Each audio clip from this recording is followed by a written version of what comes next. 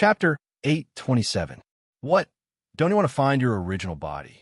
Withdrawing his outstretched hand, His Highness walked toward Wuming step by step. I help you find your original body, and you use your power to help me get rid of my identity as a pawn. Isn't it the best of both worlds? Indeed, this is indeed a way to get the best of both worlds. Wuming shrugged and admitted generously. But I won't cooperate with people who use codenames every day. In this regard, His Highness smiled and then took off the hood of his cloak, revealing a rather young face of a white-haired boy. Your Highness, what are you doing? Ling was shocked. My name is Galji. Your Highness? Ling was really panicked this time. His Highness even said his real name. His Highness, or Galji. The reason why he has always used His Highness as a name is because the name Galji is too special. How special is it? At least, Wuming knew the origin of the other party as soon as he heard it. The 10th incarnation of the Hindu god Vishnu. Vishnu, one of the three main gods of Hinduism, the god of protection, is said to have more than 10 incarnations to save the world, but the most famous and recognized one is the 10 incarnations of Vishnu. And Galji is the 10th incarnation of Vishnu, the boy who appeared in the end of the world to save the world and rebuild the perfect era. Wuming never thought that Vishnu would be among the people who attacked the entire box. With such a special identity, it is difficult to guarantee that there is a Hindu mythological force behind Galji. But in this way, Wuming realized a problem. Did his original body also fall into the hands of the other party? If that is the case, it will be troublesome. How about it? I have enough sincerity. Don't you want to think about it? Galji once again proposed to Wuming. Indeed, just the exposure of the name Galji made Wuming think a lot, which is already very sincere. It's hard to imagine that as the 10th incarnation of the god of protection, Vishnu, you could actually attack Hakata. Wuming sighed. The north, south, east, west, and north districts were attacked by Absolute Evil's doppelganger. The south district's ruler, Avalon, was attacked as well as Pest attack on the fire dragon's birth ceremony. Galji and the others were probably behind all of this. This included the fact that Salamandra's headquarters had been attacked. However, if you're a chess piece, it makes sense. Wuming looked at the capital of Brilliant Flames. At this moment, the city of Raging Flames was still being attacked by the giants. As the reinforcements had yet to arrive, Salamandra seemed to be unable to hold on any longer. If Wuming continued to chat with Galji, perhaps the entire Salamandra would follow in the footsteps of Avalon. Wuming stretched out a hand and began to chant. My contract, my kin, I am the place where the tributaries converge. Make a pact with me. Heed my call, obey my command. Appear. Wuming's sudden chant startled Ling. After using his ability to hastily teleport to Galji, who had taken a few steps forward, Ling was ready to teleport Galji away immediately. However, Galji once again pressed on Ling's shoulder, indicating that Ling did not need to panic. Don't worry, Ling. He won't suddenly attack me. Although this was the first time he and Wuming met, through the information collected in the past, Galji understood that Wuming was not the kind of person who would sneak up on a face-to-face conversation. Wuming was a powerhouse, and powerhouses did not need to do so. The truth was indeed as Galji said. Wuming would indeed not suddenly attack. The reason why Wuming chanted the chant was actually to deal with the enemies in the capital of Brilliant Flames. After Wuming finished chanting, a light appeared from Wuming's body. The light condensed and gradually solidified, finally forming a human figure. The light gradually dissipated, revealing a person who looked exactly like Wuming. This startled Ling, and His Royal Highness's eyes also became serious. Because not only did the other party look exactly the same as Wuming, but even the aura was exactly the same as Wuming's. It was very likely that the other party's strength was exactly the same as Wuming's. Indeed, the main function of the clone was to conclude contracts and summon kin, but the most important thing was that it could duplicate the original body. If multiple clones were duplicated, then each clone would have a fraction of the original body strength. But if only one clone was duplicated, then the clone would have 100% of the original body strength, which was equivalent to doubling. Of course, that was only duplicating one's own strength. For a unique weapon like the Blade of Salvation, the clone could not duplicate it. Wu Ming threw the divine Blade of Salvation to his doppelganger. The doppelganger caught the divine Blade of Salvation. After nodding his head, the doppelganger bent his legs and jumped up, flying towards the direction of glorious Flame City. Then, Wu Ming looked at Galji again. Speaking of which, we are somewhat similar. I also have a clone, and there are 12 of them. The ability just now was the effect of my 8th clone. You also have a clone. Galji was stunned. Having the same clone as Vishnu and the Manchala phalanx, Galji began to suspect whether Wu Ming was a dragon god in India. Although he was the 10th clone of Vishnu, he was only born less than 3 years ago, and the knowledge in his mind was only general knowledge that was instilled. It could be said that apart from having the title of Vishnu's 10th clone, he was completely unrelated to Vishnu, a newborn less than 3 years old. However, while Galji was guessing, Wu Ming explained, "That's the authority I obtained by killing gods in other worlds. The Blade of Salvation is the same." "Is that so?" However, Galji's expression was somewhat unpleasant. The other party obviously wanted to use this information to offset the information he had given. To put it simply, Wu Ming still chose to refuse to cooperate. "I think my sincerity is enough. Do you have to be my enemy?" Everything Galji had done all this time was to get rid of the upper echelon's control, so that he and his subordinates could get rid of the status of chess pieces. If Wu Ming found his original body, Galji was confident that Wu Ming's power could help him achieve all this. However, Galji did not lack Wu Ming's power. Wu Ming's power was just a shortcut, and it did not matter even if he did not have it. If Wu Ming insisted on being an enemy, then Galji would definitely not be soft-hearted. For freedom, Galji was willing to attack the entire box court, let alone a ghost without a body. However, Wu Ming scoffed at this. "What? You're changing to coercion now." "I still say the same thing. I refuse." There might be a chance to be gentle with Wu Ming, but if he were to be forceful with Wu Ming, there would be no chance at all. "No, how can that be? This is not coercion." His Highness, who had a bad expression, suddenly smiled. "If I remember correctly, no name should only be the box court knight now." Chapter 828. The Paladin Galji was referring to Letitia. "What do you mean?" Wu Ming raised his eyebrows. "If you insist on being my enemy, then I have no choice but to strike first." Galji shrugged helplessly. "Actually, other than the Western District, which is a feint, the Eastern, Southern, and Northern districts are all our targets." Galji's words shocked Wu Ming. "Could it be that the Eastern District was also attacked by you?" Galji revealed a natural smile. Not long after Silent Wonder left the East District, his companions went to attack the East District, or rather, they attacked No Name. And this was what Galji believed to be coercion. Boom! The sound of the ground breaking resounded. Wu Ming rushed towards Galji and unleashed a heavy punch. Boom! Galji's crossed arms blocked Wu Ming's fist, producing a muffled sound that shook the atmosphere. "Your Highness!" Belle was shocked. Just as she was about to use grace to go to his Highness' side, Wu Ming suddenly looked at her. Swish! Visible magical powers emanated from Wu Ming's body, instantly enveloping Ling and Galji. Galji himself wasn't affected by the suppressive version of magic, so he was immune to it, but Ling wasn't. Just like when Pest was summoned, Ling's face was pale and his body was stiff. At this moment, his mind was blank, and he couldn't even use his grace. He even sat on the ground. Ring! Galji couldn't help but worry. Do you still have the time to worry about others? Wu Ming increased his strength again, and Galji's legs began to bend. As expected of a dragon, not only is his strength vaguely superior to Elder GE's in his soul state, but even the pressure of his mana is so terrifying. Galji frowned slightly. He had to admit that he had underestimated the spirit in front of him. Wu Ming maintained his posture of punching Galji's arms. He stuck his head out slightly and looked at Galji. I came prepared this time when I returned to the Paladin.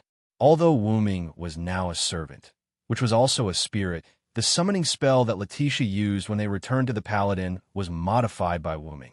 As a result, all of Wu Ming's attributes were close to his original body. Wu Ming's original body had been in the origin for so long that he had been strengthened to a certain extent. It could be said that it was a piece of cake for him to receive a holy sword head-on without any damage.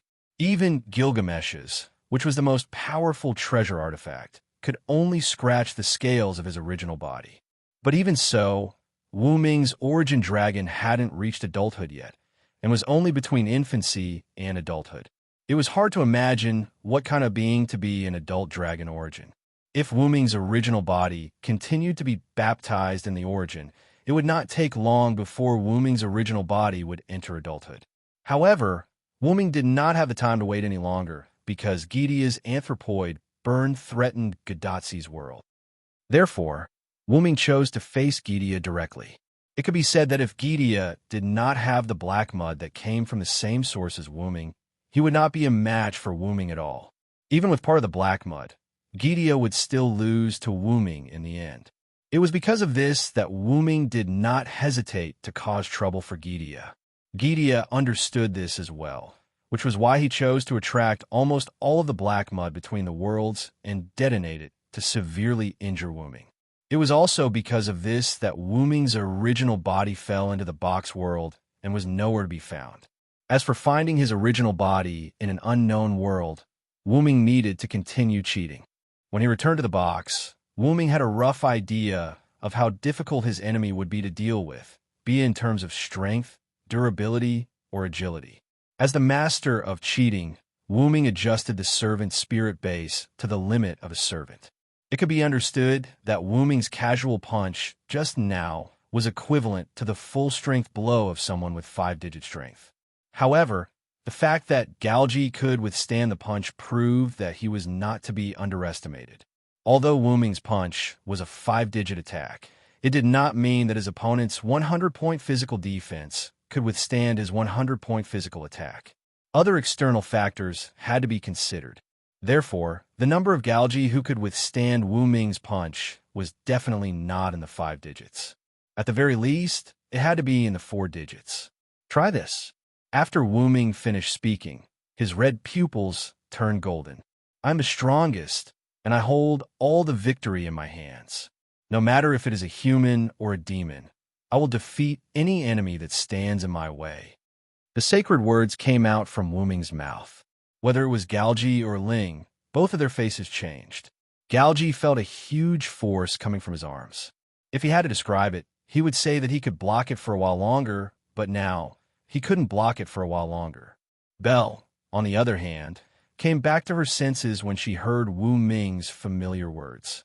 It was a word that could summon a golden giant that could instantly suppress Gulao. His Royal Highness must be in danger. Although she did not see the golden giant, Ling knew that Galji was still in danger. Your Royal Highness. Ling struggled to get up while shouting for Galji. Then, Ling used her grace to come to Galji's side and prepare to transfer him away. But at this moment, Wu Ming smiled. Ling, back off. Galji yelled at Ling. However, before Ling could react, a rune that had been inscribed on the ground lit up and enveloped her. Ah! Ling screamed and fainted on the ground. That's a loon. That's right. The runes on the ground were the loon runes that Wu Ming had drawn with his mental strength. As a rather famous rune, even though Galji wasn't proficient in it, he could at least recognize it. As expected, you guys are easier to deal with than Maxwell. After all, Maxwell couldn't be killed. Wu Ming finished his sentence and pushed Galji away with his arm that was filled with the divine strength of his giant form. Galji was pushed back more than 10 meters, and Silent Sound's huge force even caused Galji's feet to leave 2 trenches in the ground. Damn it! Galji lowered his arm with a look of indignation. In terms of physical fitness, he couldn't compare to Wu Ming. His other abilities were basically useless against Wu Ming. Only his trump card might be effective against Wu Ming, but because of Wu Ming's sudden attack, Galji didn't have time to use it. And now, although Galji had pulled away from Wu Ming and could use his trump card, but now, isn't it time for me to threaten you, Your Highness Galji? Wu Ming's sarcastic tone entered Galji's ears. A golden giant appeared behind Wu Ming. In the giant's hand was the unconscious Ling. Let me tell you another piece of information. Don't get close to me easily. You'll be at a disadvantage. Of course, that's if you have the chance in the future.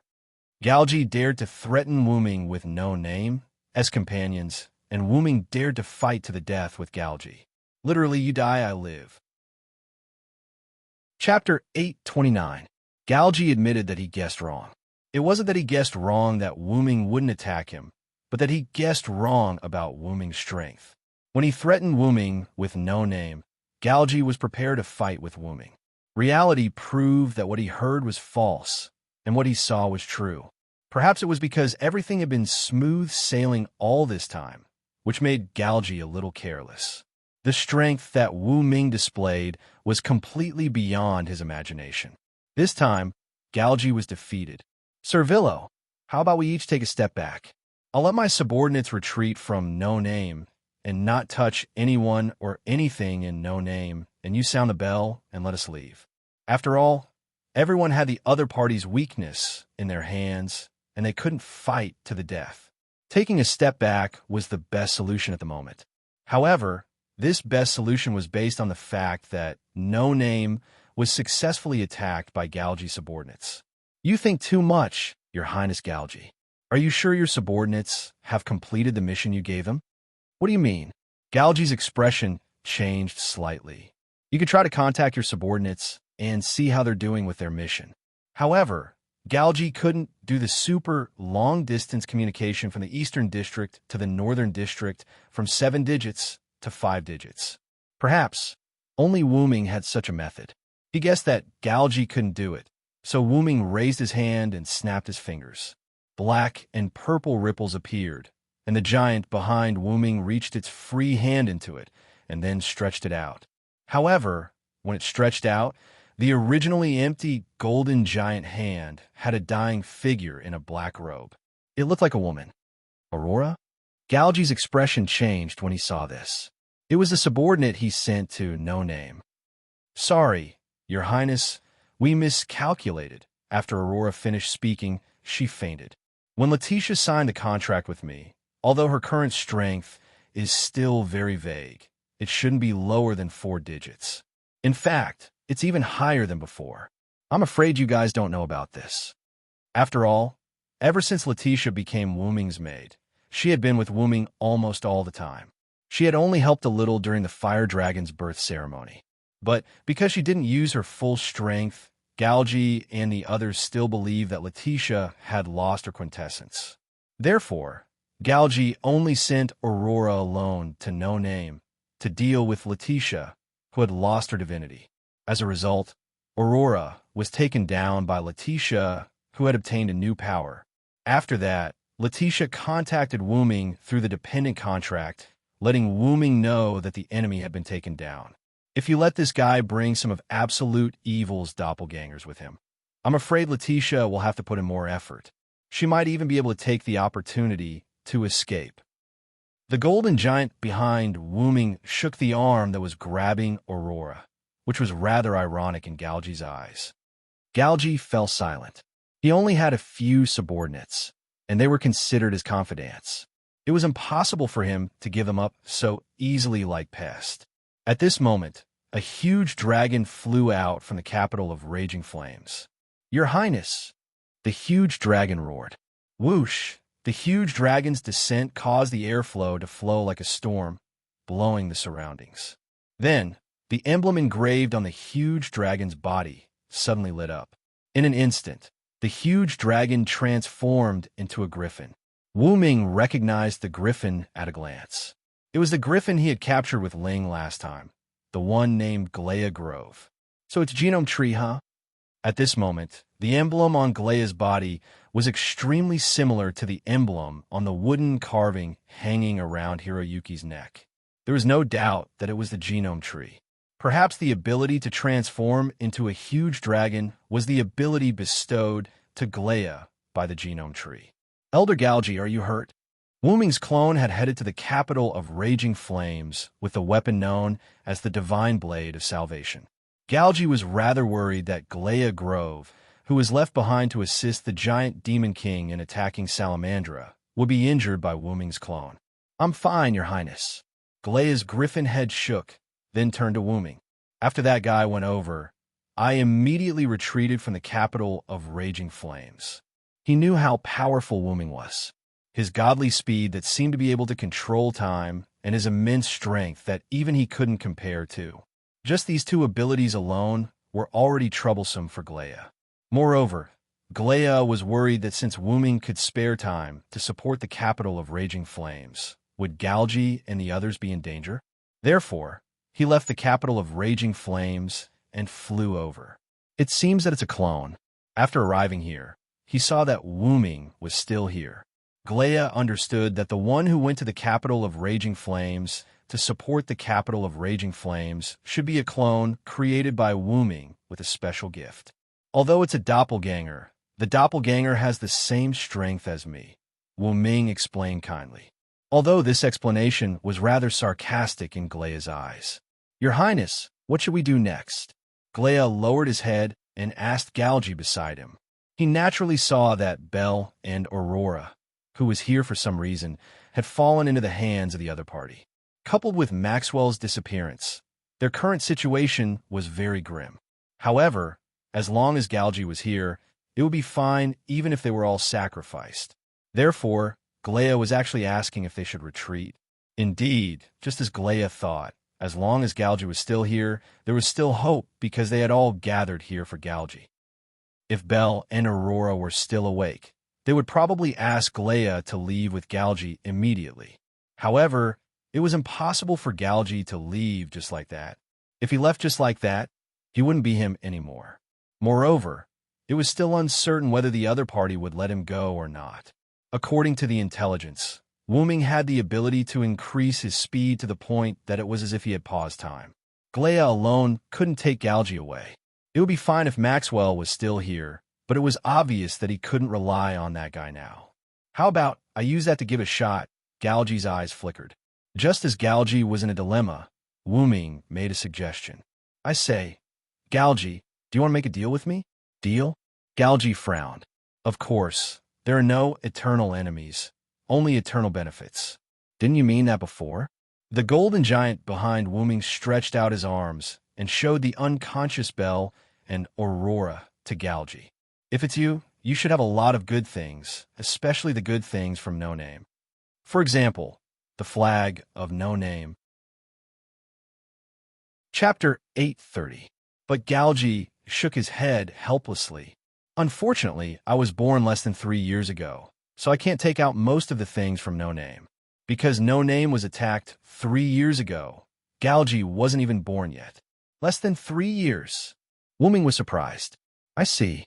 That's why you said you're a prop.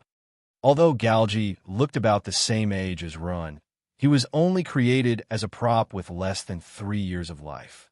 I was born with the body of a child, and the knowledge in my head is all man-made common sense. That's why I yearn for freedom so much. When Galgi spoke, his eyes were full of hope for freedom. That's not an excuse for you to destroy other people's lives. Wuming suddenly said. After a long sigh, Wuming closed his eyes and looked at Galgi again. You know, although I'm not human, I grew up as a human. It wasn't until the old man who adopted me passed away that I knew I wasn't human. Grew up as a human?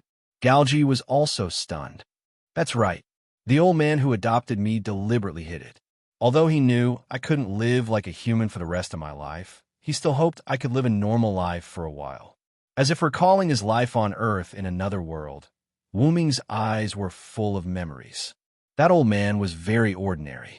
He even believed in science before he found me. As if recalling the director who adopted him, Wuming showed a warm smile. You know, Galgi, we're very similar. We're all people who like to do whatever we want for important things. Galgi didn't say anything and just listened quietly. Although I'm not human, the old man taught me how to be a human. As Wuming spoke, the majesty in his golden eyes that were already full of divinity increased by another level. You worked hard to resist the fate that others imposed on you for freedom. That's not wrong, but you shouldn't impose the same tragic fate on others, because if you do, you'll become someone you hate. In the end, he concluded solemnly, you have strength no less than 4 digits, companions who trust you, and the name of Galgi, the 10th incarnation of Vishnu, who saves the world. Even if it's not for others, just for your own name, don't let it down. Galji didn't say anything. It was impossible for him to be affected by Wu Ming's words. Although it wasn't as long as Shiro Amakus's 60 years of waiting, Galji had still worked hard for 3 years. How could he be so easily swayed by a few words? However, it was impossible to say that it had no effect at all. The last sentence, in particular, left a deep impression on Galji. Don't disappoint. Galji fell silent. No one had ever said such a thing to him, including Glea, who was beside him now. At this moment, Glea looked at Wu Ming rather approvingly.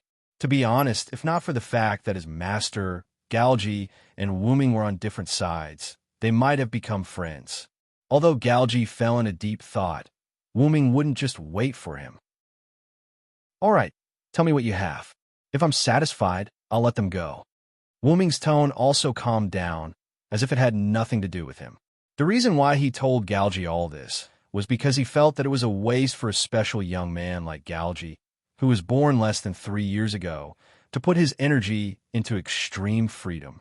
If he restrained himself in the future, it would be fine. Everyone would mind their own business and go their own ways. After all, the two of them had just met. It wouldn't be an exaggeration to say that they were strangers. Wu Ming didn't want to ask what Galji would choose.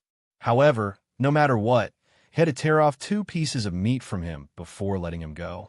At the very least, he had to teach him a lesson and let Galji know that No Name wasn't so easy to touch. Although most of the things in No Name aren't with me, I still have a few. Galji reacted. Right now, it was better to complete this deal and leave as soon as possible. Then, Galji said something that surprised Wu Ming and made him happy. Your community, the former flag of No Name. Blazing Flame City, Salamandra, as headquarters. The surroundings were a mess. A large number of houses had collapsed, and there were a large number of giant corpses in the ruins. There were still many places in the entire Blazing Flame City that were still burning. A group of Salamandra members were busy putting out the fire, cleaning up, and looking for survivors. In the office of the leader of Salamandra, Shadora Telderek, who had finished signing the temporary documents at hand, sighed tiredly. It's finally done. She put the documents aside for the time being and leaned back on the chair. Knock, knock. At this time, there was a knock on the door. Hearing the knock on the door, Shadora immediately sat up straight, showing a very dignified look. Please come in. Pushing the door open was Shadora's brother, Mandela Telderek. What? So it's brother. Shadora breathed a sigh of relief again. Shadora, you can't slack off. Mandela walked to the desk and put a new batch of documents on the table. More documents? Shadora had to deal with these temporary documents again. It couldn't be helped. Blazing Flame City was basically in chaos because of the Demon King's attack. Although it was now solved, there were still many problems left. Salamandra, as the local snake of Blazing Flame City, had to shoulder this responsibility. And this fell on the leader of Salamandra, Shadora. There's really no other way. I'll help too, but in the end, you still have to approve it. Mandela pretended to be serious and said, after all, Shadora was the leader of Salamandra, not Mandela. Yes, you've helped a lot, brother. Although Mandela looked very arrogant, Shadora still knew her brother. Mandela was the type of person who had a sharp tongue, but a soft heart. Beside Shadora's desk, Mandela took some documents and sat down at the small table for visitors. Shadora approved the documents while chatting with Mandela. It's all thanks to Servillo's timely arrival that the casualties were reduced. Shadora couldn't do anything to the Demon King for a while. It was Wu Ming's clone who came and defeated the Demon King with the Divine Blade of Salvation. As soon as the Demon King was defeated, the other giants also panicked and were all killed by Salamandra. Mandela didn't have much of a good impression of Wu Ming, so he just softly agreed. However, he had to admit that this time it was really thanks to Wu Ming's powerful support. Oh right, according to the information from the guards, a golden half-body energy giant appeared near the west gate of Blazing Flame City, but it has disappeared now. Sai, is it a new enemy? Shadora was shocked. I don't know the details, but he has already rushed over. Mandela shook his head. This, he naturally referred to Wooming. It's already solved. Suddenly, a voice came from outside the window. Chapter 831. As soon as he said that, Wooming jumped in through the window. Sir Villo, Shadora was shocked. Please use the front door in the future, Mandela said sternly. But Wooming didn't listen at all. The one who came to support you was my clone. The real me encountered an enemy outside the city. Wooming sat down next to Mandela and began to explain. So that means that golden giant was a gift from Sir Villo. That's amazing. Shadora's small eyes blinked. After all, this kind of summoning ability from a giant was very rare. However, Mandela didn't care about this. What he cared about was that the one who came to support was a clone. Even a clone was this strong. By the way, Sir Villo, did you destroy the enemy? Shadora asked with concern. Wooming shook his head. They had the gift of teleportation, so they ran away. Of course, this was a lie. Even if he was an ally of Salamandra, Wooming wouldn't tell them that he let Galgi and the others go after the deal. First of all, with Mandela's personality, he would definitely criticize Wooming's behavior again. Although Wooming didn't care about Mandela's words, it would save him some trouble. Secondly, in a sense, he was cooperating with Galgi and the others. If this spread out, it would have a slight impact on No Name. Is that so? Indeed, if it was the gift of teleportation, then it would be troublesome. Shadora nodded as if she understood. Although Shadora was a little disappointed that she didn't catch them. After all, even if those people weren't the mastermind behind the attack on Flame Capital, they definitely had something to do with this attack. As the leader of Salamandra, Shadora loved her people like her own children from the bottom of her heart. Flame Capital suffered such a disaster, and because Shadora didn't protect the people well, she naturally became hostile to the enemies who caused all this. However, compared to hostility, Shadora blamed herself more. Wooming saw a trace of self-blame in Shadora's eyes, so he comforted her. The enemy is not an ordinary person. He has an even greater power behind him. It's understandable that Salamandra is unable to stop him. This was also the reason why Wooming had let Galgi and the others go. If they killed Galgi and the others, the people behind him would definitely send new people to cause trouble. In that case, it would be better to leave Galgi alive. After all, Wooming had a good understanding of the other party. It would be easier to deal with him the next time they met. Lord Villo, you don't have to comfort me. Our Salamandra is indeed lacking in many aspects. As the leader, I cannot absolve myself from the blame. After all, Salamandra was a community that relied on numbers. They didn't have any high-level combatants. In addition, after the death of the previous leader, Shadora, who had succeeded the position, was too young. Salamandra had been the 5 digits for a while now, and they were almost unable to hold on. If it wasn't for the smooth hosting of the Fire Dragon's birth ceremony and the news of Shadora's victory against the Demon King, which greatly increased the reputation of Salamandra, Salamandra would have been transferred to the 6 digits outer sect. However, it was different from Luos's intention of transferring Perseus to the 6 digits. Luos took the initiative to transfer Perseus to the 6 digits so that he could spend the rest of his life eating and drinking. Perseus originally had a strong foundation. If Luos worked a little harder, no matter how bad his talent was, he would still be qualified to stay in the 5 digits. In the end, because of Luos's squandering, Perseus lost the ability to stay in the 5 digits. In the end, because of Luos's lack of foresight, Perseus was disbanded. As for Luos, it was unknown whether Luos was dead or alive. Shadora, on the other hand, had no choice but to move her Salamandra to 6 digits. In the end, because of Shadora's tireless efforts, Salamandra was able to maintain the 5 digits. Shadora's position as the leader of the hierarchy was also gradually accepted by the people. Don't be depressed, Shadora. When you grow up, our Salamandra will definitely welcome the peak again. Mandela said, his eyes filled with hope for the future. Yes, brother, I will definitely work hard. Shadora also encouraged herself. She couldn't be depressed just because of this. At this time, Wuming also spoke. I heard that the reason why Shadora took over the position of leader is because her bloodline is denser. I don't know if it's true.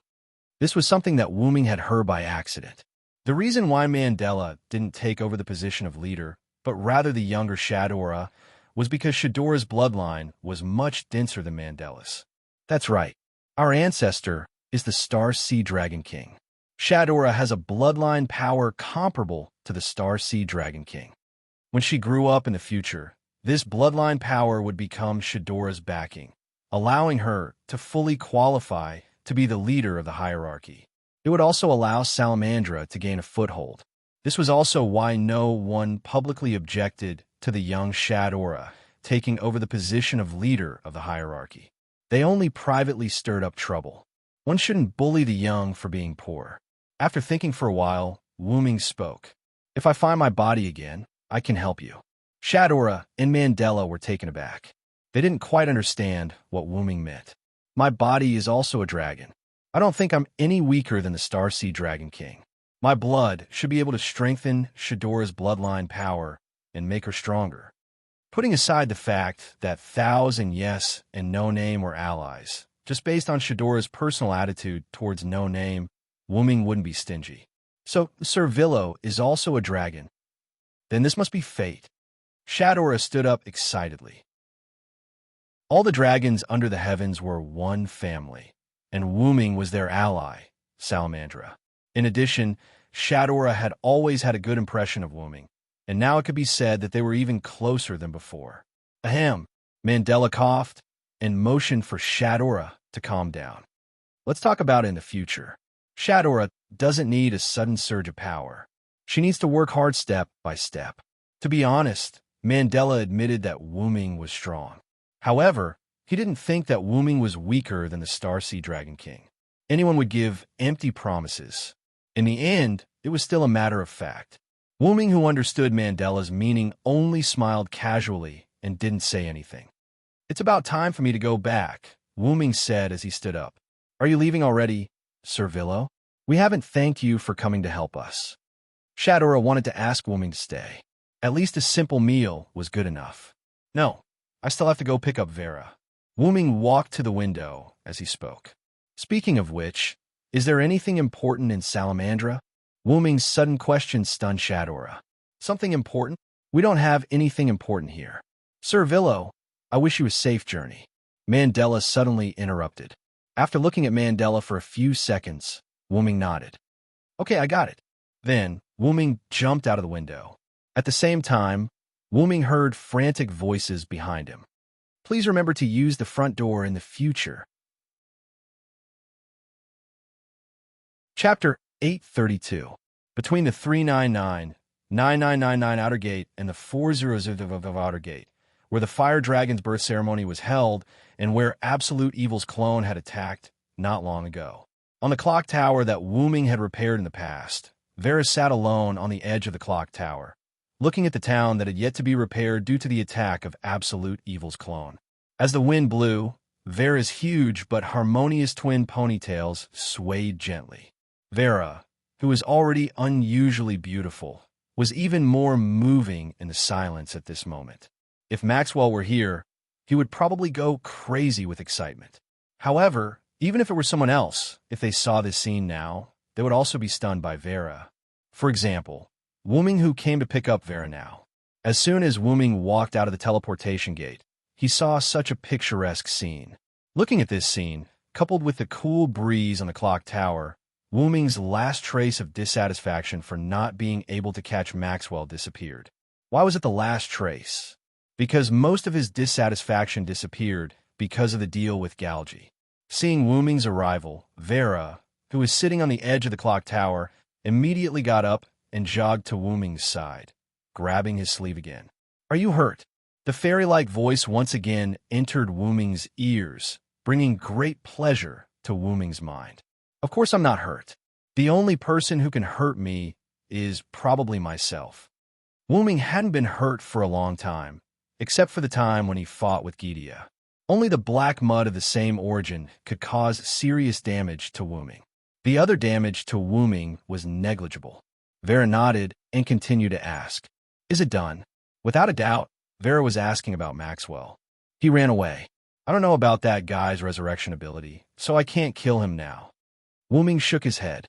Vera was surprised. After all, every time she met Maxwell, she could only run because no matter how she attacked and killed Maxwell, that guy just wouldn't leave. He had an "I'm not afraid of you" look on his face. And Wuming was able to chase Maxwell away, which made Vera look at him in a new light. However, Maxwell was only so obsessed with Vera.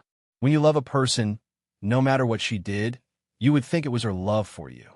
For example, Vera kept killing Maxwell, and in Maxwell's eyes, it was Vera's love for him. One had to admit that Maxwell was a freak. However, Maxwell wasn't a masochist in the face of Silent Cry's constant attacks. Since he couldn't beat him, he would just leave. Reality was that reality.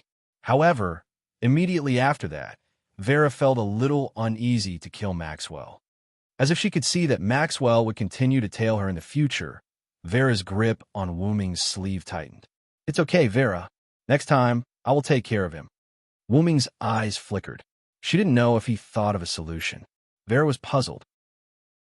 Why did Wuming say, "Can't kill him," and then say, "I will take care of him"? Although they had only known each other for a short time, Vera had a good impression of Wuming. He wasn't an arrogant person. Wuming patted Vera, who tilted her head in confusion and kept her in suspense. "You don't have to kill Maxwell to take care of him. Trust me, don't think about Maxwell for now." Vera nodded. Just like Wuming said, she just needed to trust him. Next, there was the problem of Vera's whereabouts. "I'm going back to No Name. Do you want me to send you back to the outer door of Willow's Wisp?" Wuming asked, but Vera shook her head.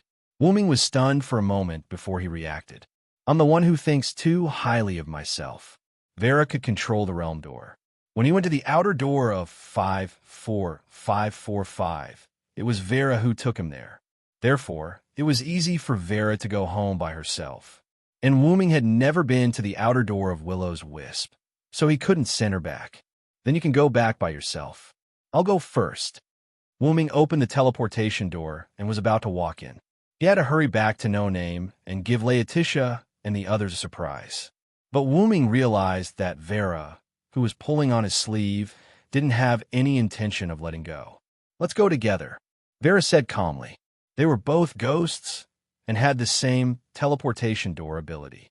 Moreover, Wuming was willing to help her deal with Maxwell. Vera liked this kindred spirit very much. Therefore, Vera felt that following Wuming would be better. Anyway, she was wandering around the North District by herself. If she didn't follow Wuming, would she have to wander around by herself and be followed by Maxwell again? But this made Wuming helpless. "You are the leader of Willow's Wisp. Is it okay for you to wander outside for a long time?" If Run wandered outside for a long time, not to mention the other members of No Name, even Rin himself wouldn't forgive himself. No, it shouldn't be said like that. It should be said that Rin wouldn't do such a thing. However, it was Vera who nodded her head. After all, her Willow's Wisp was a big business, and the people of Willow's Wisp were used to Vera slacking off daily. Thus, Vera expressed that there was no problem. In any case, Wuming once again understood why Vera wasn't the leader of the hierarchy. "Then, let's go back together." Following Vera's nod, the two entered the teleportation door. 210-5380 Outer Gate, No Name's headquarters. In the room that belonged to Wuming, a dark purple ripple appeared. Wuming and Vera walked out. "You're back." Wuming let out a long breath. This trip to the North District was really tiring. But in the end, it was still a fruitful trip. "Is this considered a Villow's home?" Vera suddenly asked. This question made Wuming fall into deep thought. Logically speaking, the Great Root should be Wuming's home. However, although the Great Root was the home that Wuming had always been pursuing, Wuming didn't really want to stay there forever. It was fine if Wuming didn't cherish it after he got it. In any case, Wuming liked to interact with people. That kind of life was a good life for Wuming, and he didn't want to quietly sleep alone in the Great Root. How do I put it? This place is like home, but it's not home. It's not an exaggeration to say that it's a place to rest because I won't stay in this place forever. Wuming replied. Although Wuming didn't like to stay in the Great Root, but Wuming only had one home, and that was the Great Root. But the definition of home is different for everyone. In my opinion, it's not a place where people gather that is called home, but a place where there are people who are worthy of being entrusted with. That place can be called home, and the current No Name, to me, is such an existence. Although Wuming didn't join No Name for long, and he left not long after, feelings were hard to define. Wuming, 16th Night, Black Rabbit, and the others got along very well, and they were very much to his taste. Moreover, they were sincere to Wuming, so there was no reason for Wuming not to treat them with sincerity. And because of this, the home of No Name was formed. And this conflicted with the former, which was why Wuming said that it was like home, but it wasn't. In short, whether it's a home or not, just enjoy the life in front of you. If you think too much, it'll be very hard. Vera nodded thoughtfully. Let's go, Vera. Let's go out. I've prepared a surprise for my companions. Wuming said as he pulled Vera towards the door. I wonder if 16th Night and the others are back. With that in mind, Wuming pushed open the door. Chapter 833. Katja. Opening the door, he was greeted by a petite figure. Wah! Letitia, who didn't expect the door to open by itself, bumped into Wuming and let out a whimper. Mas. Master, you're back. Letitia took 2 steps back, shook her head, and asked in embarrassment. Sorry, Letitia, I just came back. I didn't expect to see you at the door. Shaking her head, Letitia smiled. I just wanted to clean the room for Master. As she said this, Letitia also noticed that there was an extra person behind Wuming. Master Vera? Then, Letitia recovered from her shock. Although I can almost guess what the reason is. It should be Maxwell's doing. As Letitia said this, she looked at Wuming with some jealousy. Letitia was clearly the one who was following Wuming around. Ahem. Speaking of which, Letitia, is everyone not back yet? Although it was better to let 16 Knights and the others stay in the Southern District, it was not the territory of No Name.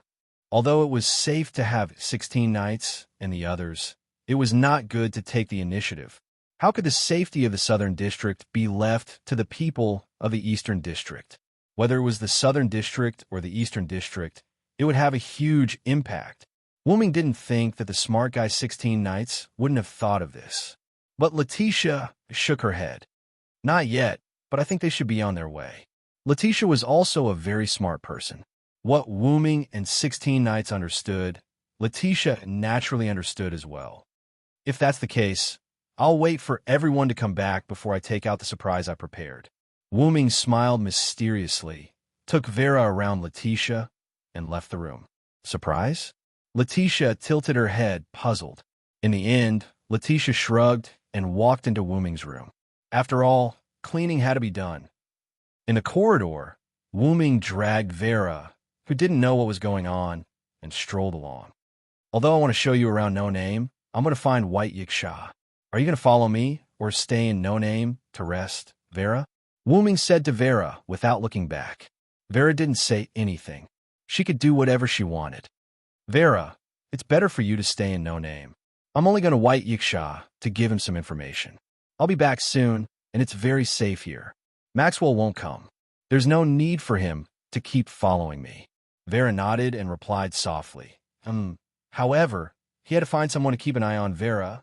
He couldn't let Vera stay in a room alone and wait for Wuming to come back. Should I go back and look for Letitia? However, just as Wuming was thinking, Lily suddenly walked out from the corner in front of him. Sir Villo, are you back? Then, Lily noticed Vera, who was pulling on Wuming's sleeve and hiding behind Wuming.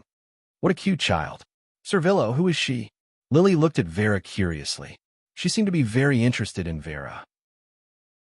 Because she had never seen Vera before, and Lily wasn't familiar with the leader of Willow's North District, Verja Ignifost, Lily didn't think that the charming and cute little girl behind Wuming was such a big shot. Instead, Wuming's eyes lit up and he nodded. This is Vera. I met her in the North District. Vera, what a cute name, Lily jogged to Vera's side and held her hand. I'm Lily. I can call you Vera. Vera tilted her head and looked at the little fox girl Lily. She didn't say anything, but her eyes kept wandering between Lily and her chest. This made Lily's expression gradually freeze. From the looks of it, Vera and Lily were about the same age. It was just that her chest developed a little too quickly. Because Vera was behind Wooming, Lily didn't notice it first. Lily smiled a little awkwardly and kept numbing herself in her heart. It's just that I developed slowly. I'm going to White Yiksha's place. Can I ask Lily for a favor? Lily was taken aback, but then she nodded. Of course, Lily just happened to have some free time. What is it? Wooming smiled and pointed at Vera. Help me look after Vera, how about it? Lily naturally had no objections. Of course, I'll get along well with Vera. Looking at Lily's smile, Wooming felt that it was the right thing to do not tell Lily about Vera's identity. That's it. I'll leave it to you. Opening the portal, Wooming looked at Vera again. Get along well with Lily. Don't bully her. Wooming saw the scene of Vera showing off her chest to Lily before. It made sense that natural airheads were all black when cut open. Vera nodded obediently. Then, I'm leaving. She plunged into the black and purple ripples of the portal. Have a safe trip, Lily responded enthusiastically. Okay, Vera, this is your first time in our community. I'll show you around. After Vera nodded silently, Lily took Vera's hand and walked around. And Vera quietly took out a hammer from behind where Lily couldn't see. 210-5380 Outer Gate, 1000 Yes Branch. In the room where White Yiksha often stayed, the black and purple ripples appeared, and Wooming jumped out. No one. Standing up, Wooming looked around in confusion. Usually, White Yiksha would sit here and drink tea, eat snacks, and rest. But with the current situation, it was understandable that White Yiksha didn't have time to be so leisurely. But at this moment, the door was pushed open. Katja, a white-haired lowly, walked in. It was White Yiksha. Oh, you're back. White Yiksha wasn't surprised by Wooming's arrival. She closed the door, calmly walked to her usual seat, found a cushion, and sat down. Wooming sat down as well. I found a new clue. Then, Wooming told her the information about Galgi and the others, as well as his own speculations, in an extremely indirect manner. Galgi, a hint of hatred appeared in White Yiksha's eyes. It wasn't hatred for Galgi, but hatred for the people behind Galgi. I didn't have a good impression of that bunch of stubborn people from the beginning. I just didn't expect them to attack boxing. What White Yiksha was talking about was naturally the unknown faction behind Galgi. Although she didn't know who it was, White Yiksha was sure that it was one or more of the upper levels of the boxers. As White Yiksha spoke, she could not help but release an invisible pressure. Wooming could naturally sense White Yiksha's anger, so he didn't say anything else. After a while, the pressure disappeared, and White Yiksha calmed down. What should we do next? Wooming asked casually. As a senior of the boxers, White Yiksha naturally had more right to speak than Wooming. White Yiksha wasn't in a hurry to answer this question. Instead, she asked Wooming, "What do you think? Deal with it as it comes." Chapter 834. Wooming said without hesitation. The enemy's true goal was completely unknown. Although Wooming wanted Galgi to reveal some information during the deal, Galgi expressed that it might disrupt his plan to pursue freedom, so he rejected it. Wooming, who did not have enough bargaining chips, could only give up and simply carry out some transactions. I guess that's the only way. White Yiksha sighed helplessly. The box court was an incomparably mysterious world. Naturally, the other party's goal was even more difficult to guess because of this mysterious world. Not to mention that the box court's own people were playing tricks behind the scenes. At that moment, Wooming closed his eyes. No one knew what he was thinking. White Yiksha was not idle either. He took out his gift card and took out 2 teacups and a teapot. The teapot automatically poured tea into the teacups. I say, White Yiksha, how many are there in the human final trial? Wooming opened his eyes and suddenly asked. White Yiksha picked up one of the teacups and took a sip. He narrowed his eyes and looked at Wooming. Oh, you want to start with Galgi himself? White Yiksha immediately understood what Wu Ming meant. Of course, Wu Ming shrugged, picked up a teacup, and took a sip as well. Then he put to his right. Galgi is a tool that was born less than 3 years ago. In this box court world that values inheritance, other than Galgi's own nature, I can't think of any other place that would need this useless tool to play a role. Just like other stories and myths, there were many heroes like Galgi. However, there was only one nature. Galgi could not be said to be the best, but it was also extremely rare. The nature that Wu Ming mentioned referred to Galgi's nature of coming to save the world at the end of the world. The end of the world for humans is probably referring to the human final trial, last embryo. The box court world was greatly influenced by the so-called inheritance. Like a law, if humans were unable to defeat the final trial, then humans themselves would walk towards destruction. And didn't the final trial of mankind require a savior-type hero like Galgi to appear and defeat the apocalypse of mankind? Only Galgi, who had such an inheritance, could perform the magnificent feat of saving the world, humans. And gods are inseparable from humans, Wu Ming said, thinking of his experience in Mesopotamia. In order to connect the gods and humans, the gods created the wedge of heaven and the lock of heaven in an attempt to bind the gods and humans together. Would the gods of Box Court need to do the same? No, there was no need for that. Box Court was a world where mystery existed, or rather, it was a world created for the sake of allowing mystery to exist.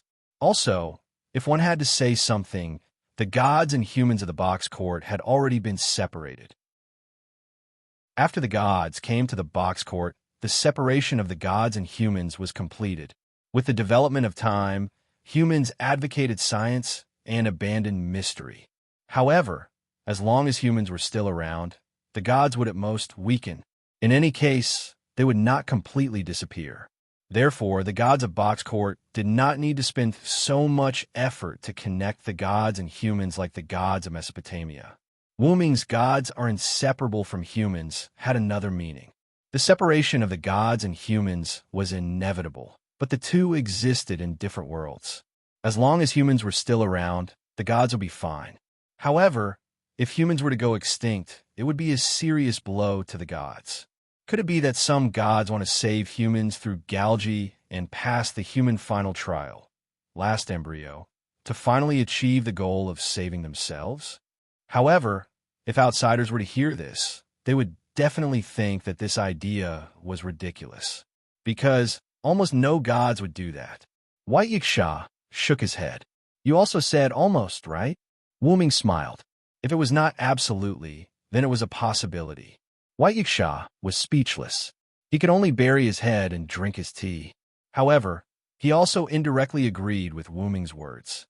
After all, the gods are not without desires. White Yiksha raised his head and said calmly, if humans were to go extinct, then they, who had eternal life, would not live for long. Since that was the case, there would always be gods who would start preparing for a rainy day. However, I still say the same thing. Almost no gods would do that. This was just like the organizers of the lucky draw who had already decided on the winner. It did not conform to the rules. But not everyone has to eat with their right hand, right? There are always exceptions. The so-called rules were used to restrict the weak, artificially liberate the human final trial, last embryo, and let their own pawns cross it to save their own lives. Wu Ming raised his hands as if he was weighing a scale. Then he continued, it's fine even if you fail. Give up everything you can. As long as you're still alive, there will always be a chance to solve it. As Wu Ming spoke, he slammed his right hand down as if it was a part that needed to be abandoned. However, they never thought about how disastrous the consequences of failure would be for others. Coincidentally, the hand that fell hit the teacup that Wu Ming had placed to his right. The teacup tilted and collapsed, spilling tea all over the floor. I'm not targeting anyone. I don't have a good impression of most gods. I can imagine how bad they are. After all, Wu Ming was on the side of humans. Be careful. White Yiksha looked at the floor. She was quite dissatisfied with Wu Ming's tea spilling. Speaking of which, what is your brain made of? You can actually make such a connection. To be honest, White Yiksha increasingly felt that Wu Ming's words made sense. Galji's existence itself is a very big point of suspicion. If there really was another purpose, then why did they deliberately let a prop that had been born less than 3 years ago do it? This was obviously a problem. They had to send an experienced person to do it. This meant that this matter had to be done by Galji. However, Galji's superiors had arranged for someone to keep an eye on him. That person was Maxwell.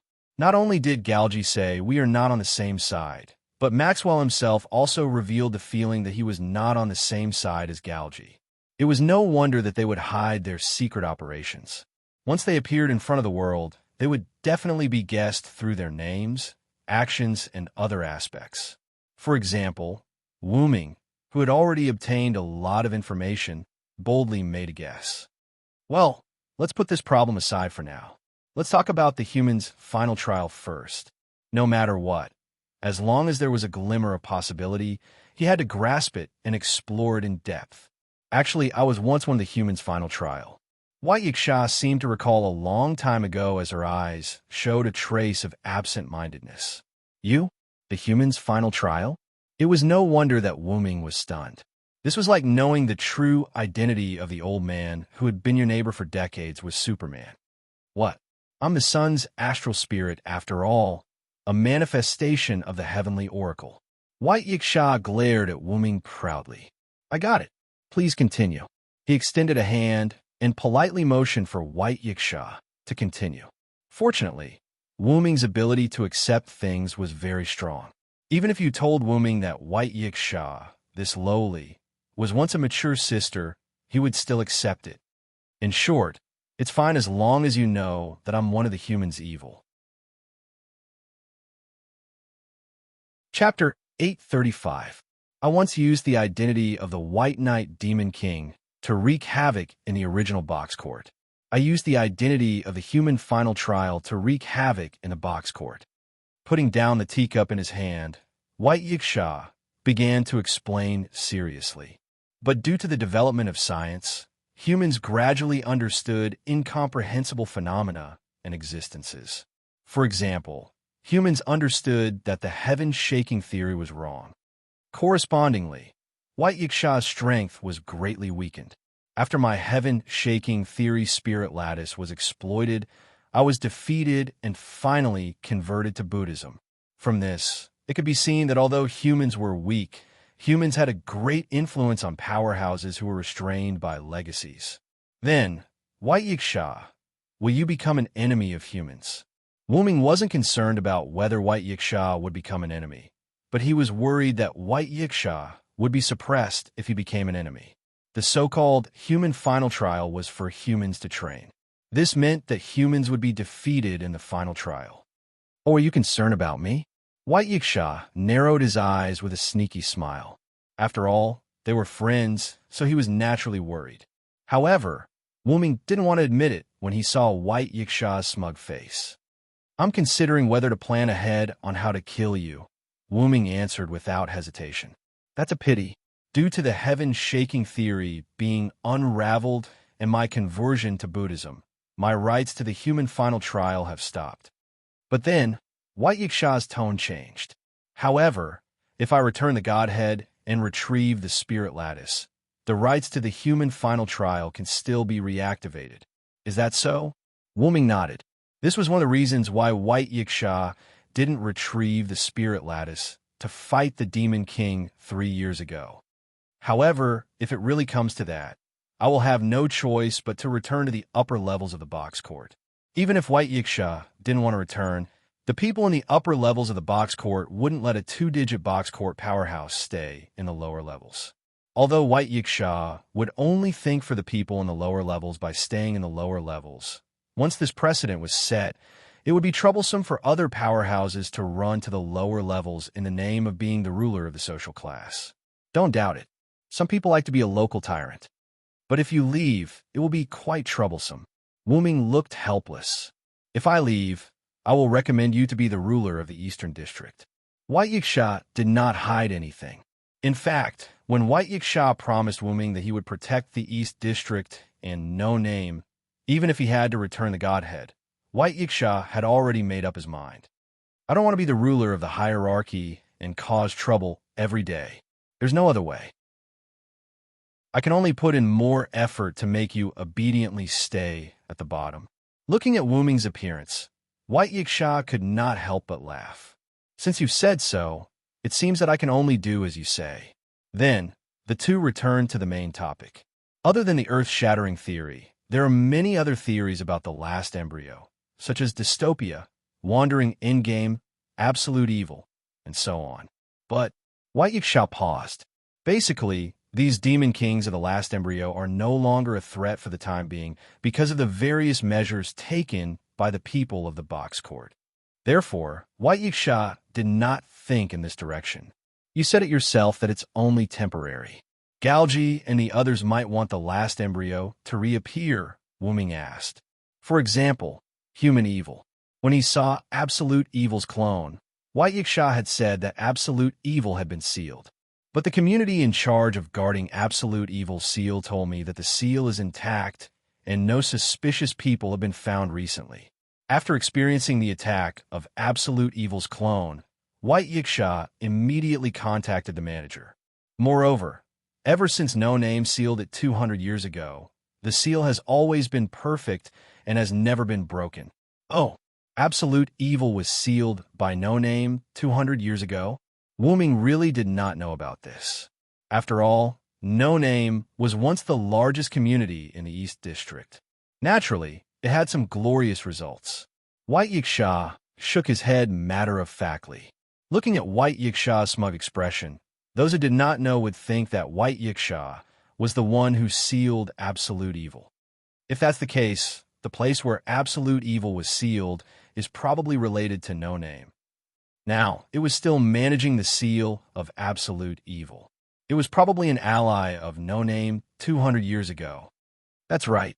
The community managing the seal of Absolute Evil is an ally of No Name, White Yiksha said slowly, then looked into Wu Ming's eyes. The current 5-digit community in the North District, Salamandra. Wu Ming was deep in thought. Long ago, Wu Ming had guessed that Galgi and the others had attacked the outer gate of the 54545 for some reason. The reason why he only suspected this was simple. The East, South, West, and North districts had all been attacked by Absolute Evil's avatars. The West District was not attacked a second time. The South and East District were attacked a second time in the same place. Only the North District was attacked a second time in a different location. Wu Ming originally had some guesses about this. With a series of clues and the fact that White Yiksha said that the place where Absolute Evil was sealed was the headquarters of Salamandra, perhaps Galgi and the others really did something in the outer gate of the 54545. However, the conditions for unsealing the seal of Absolute Evil are very special. White Yiksha's next words attracted Wu Ming's attention. Very special?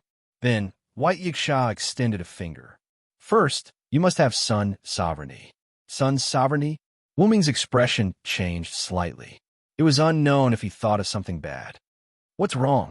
White Yiksha noticed the change in Wu Ming's expression and asked kindly. Nothing. Speaking of which, sun sovereignty should be very difficult to collect, right? Wu Ming shook his head and continued the current topic. No matter where the sun was or which world it was in, it was a crucial deciding factor. There were tens of thousands of god groups in the box court world, and each god group had an existence related to the sun. Therefore, in order to take care of the many powerhouses related to the sun, sun sovereignty was divided into 24 portions. However, if I remember correctly, you should have more than half of the sun sovereignty, White Yiksha. It was said that White Yiksha had 14 sun sovereignty. In that case, there were only 10 suns scattered outside. However, 10 sun sovereignty was not enough for hundreds or thousands of god groups. However, although that was the case, if it was someone from the upper echelons of the box core behind Galgi, it was reasonable to have 1 or 2 sun sovereignty. However, White Yiksha's next words shocked Wu Ming again. Not only do I have multiple sun sovereignty, but my enemy also has multiple sun sovereignty, and there's 6 of them. In that case, wouldn't there be only 4 sun sovereigns left outside? In that case, sun sovereignty was even rarer. It was no wonder that it was a condition for unsealing. Even so, having sun sovereignty was still one of the conditions. The second condition for unsealing is the Star Sea Dragon King's horn. Wuming knew about this. The Star Sea Dragon King was Shadora's ancestor. It was said that the horn on Shadora's head was transplanted from the Star Sea Dragon King, and it was a horn with great power. However, the Star Sea Dragon King's horn is currently on Shadora's head in perfect condition, Wuming said.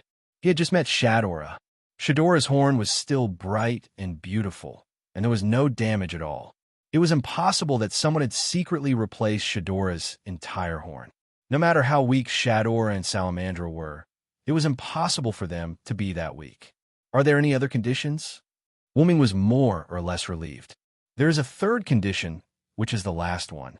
White Yiksha's expression became serious. Seal the flag of the community of absolute evil.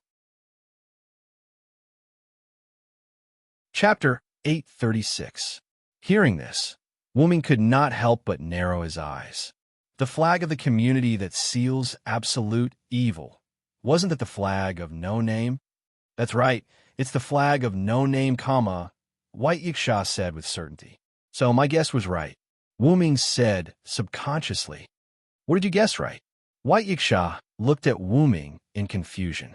This had nothing to do with what she said, right? I always feel like you've been hiding something from me. Facing White Yiksha's suspicious gaze, Wuming could not help but laugh. How could that be, cough, cough? Let's call it a day. At this moment, Wuming seemed to be in a relaxed state. Wuming's sudden relaxed state made White Yiksha begin to complain. Don't be too relaxed. Although the Sun's sovereign is rare, if there's someone behind the other party, it's not impossible to get it. The Star Sea Dragon King's horn is even more so. As for the flag of no name, don't forget that 3 years ago, no name was taken away by the Devil King. Combined with the information you provided, it's most likely those people. To put it simply, White Yiksha was quite worried about whether the other party would break the seal of absolute evil. Don't worry, the enemy can't do anything anymore. Standing up, Wuming stretched his body. But White Yiksha still wanted to refute, but Wuming immediately interrupted him. All right, I prepared a surprise for Ren and the others. I have to go back and prepare in advance. With a wave of his hand, black and purple ripples appeared beside Wuming. Do as you please. White Yiksha took a sip of tea in a fit of pique. Don't worry, White Yiksha. Wait until tomorrow. You'll know why I'm not worried that the seal of absolute evil will be broken.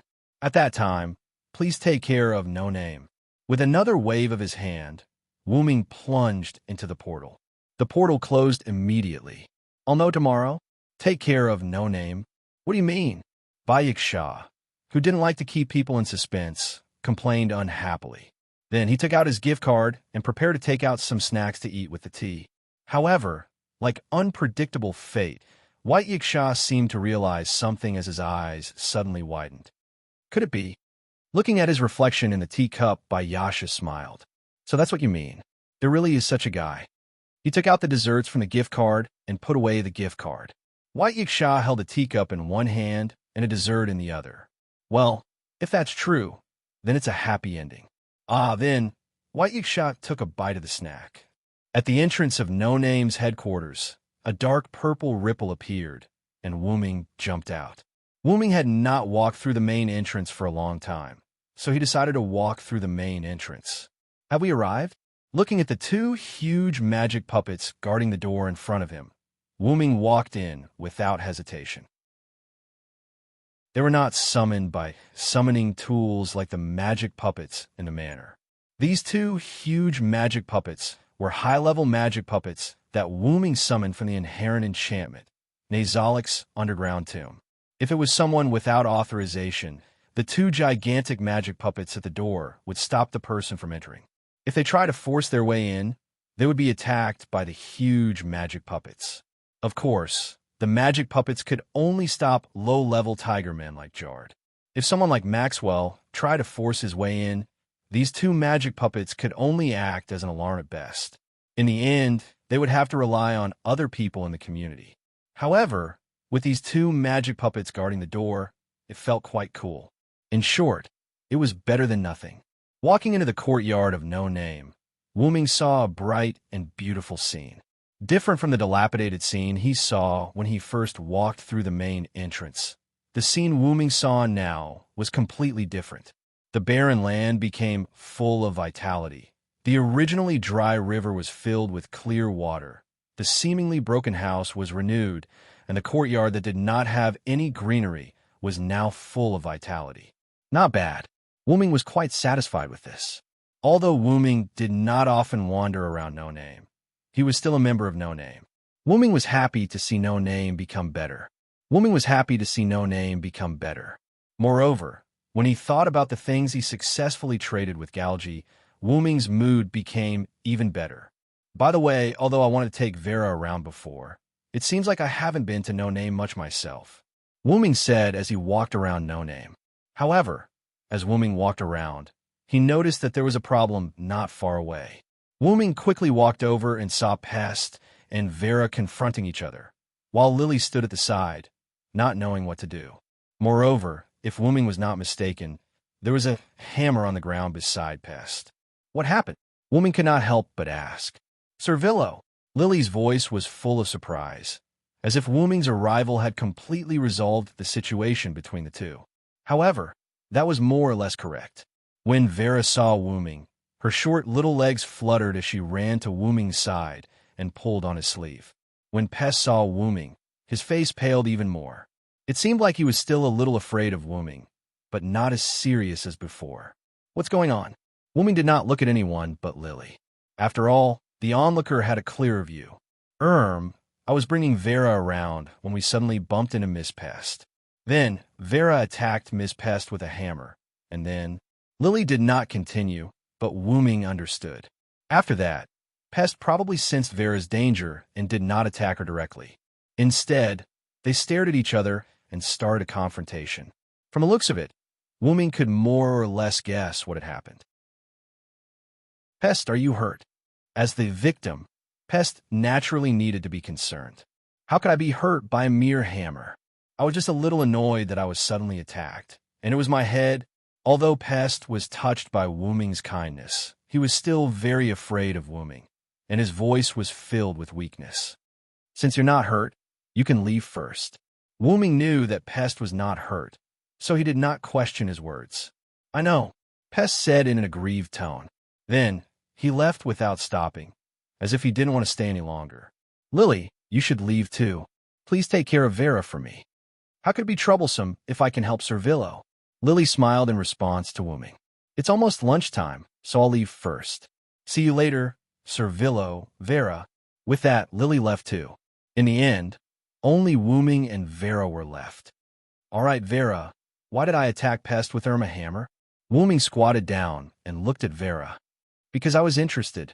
It was a very short answer, but it left Wuming speechless. Was it only because you were interested in Pest? Vera even showed a surprised expression when she heard Wuming's question. It was as if she was saying, if it wasn't because I was interested, then what else could it be? All right, Wuming sighed helplessly. As expected, there was no lack of problem children in this world. Just then, Lily suddenly ran back. Servillo, everyone is back. Wuming's eyes lit up. Finally back. Chapter 837. No Name. As usual chat room, come meeting room. Although there was a realm gate and it wasn't a long journey, after leaving home for a long time, the first thing to do after returning was to rest. You're finally back. Jiufei Niao sat on the sofa and elegantly took a sip of the black tea she had just prepared. Fei Niao is indeed a young lady. Haruai Hayashi, who was sitting next to Jiufei Niao and stroking the three-furred cat, couldn't help but say, "It's just a habit. Do you want to learn etiquette? I can teach you." Jiufei Niao seemed a little excited and looked at Haruai Hayashi as if she was offering her services. However, Haruai Hayashi shook his head. That's not necessary. She wasn't cut out to be a young lady. She preferred to spend time with her friends naturally. After all, Haruai Hayashi's personality isn't suitable. Rin, who was resting on the opposite side, said weakly.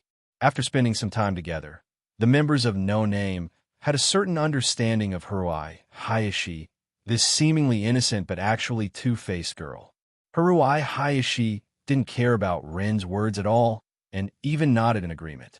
I think that as our no-name, this mascot, Black Rabbit, is very suitable for learning etiquette. Haruhi Hayashi said as he looked at Black Rabbit, who was also resting on the sofa. The Black Rabbit, who was resting with its eyes closed, jumped up when it heard someone talking about it. Its ears also twitched. Black Rabbit also has etiquette knowledge, Yao-san. Although Black Rabbit's etiquette knowledge may not be as good as Miss Fei Niao's, he doesn't need to learn it. Black Rabbit had the title of a Hakata aristocrat.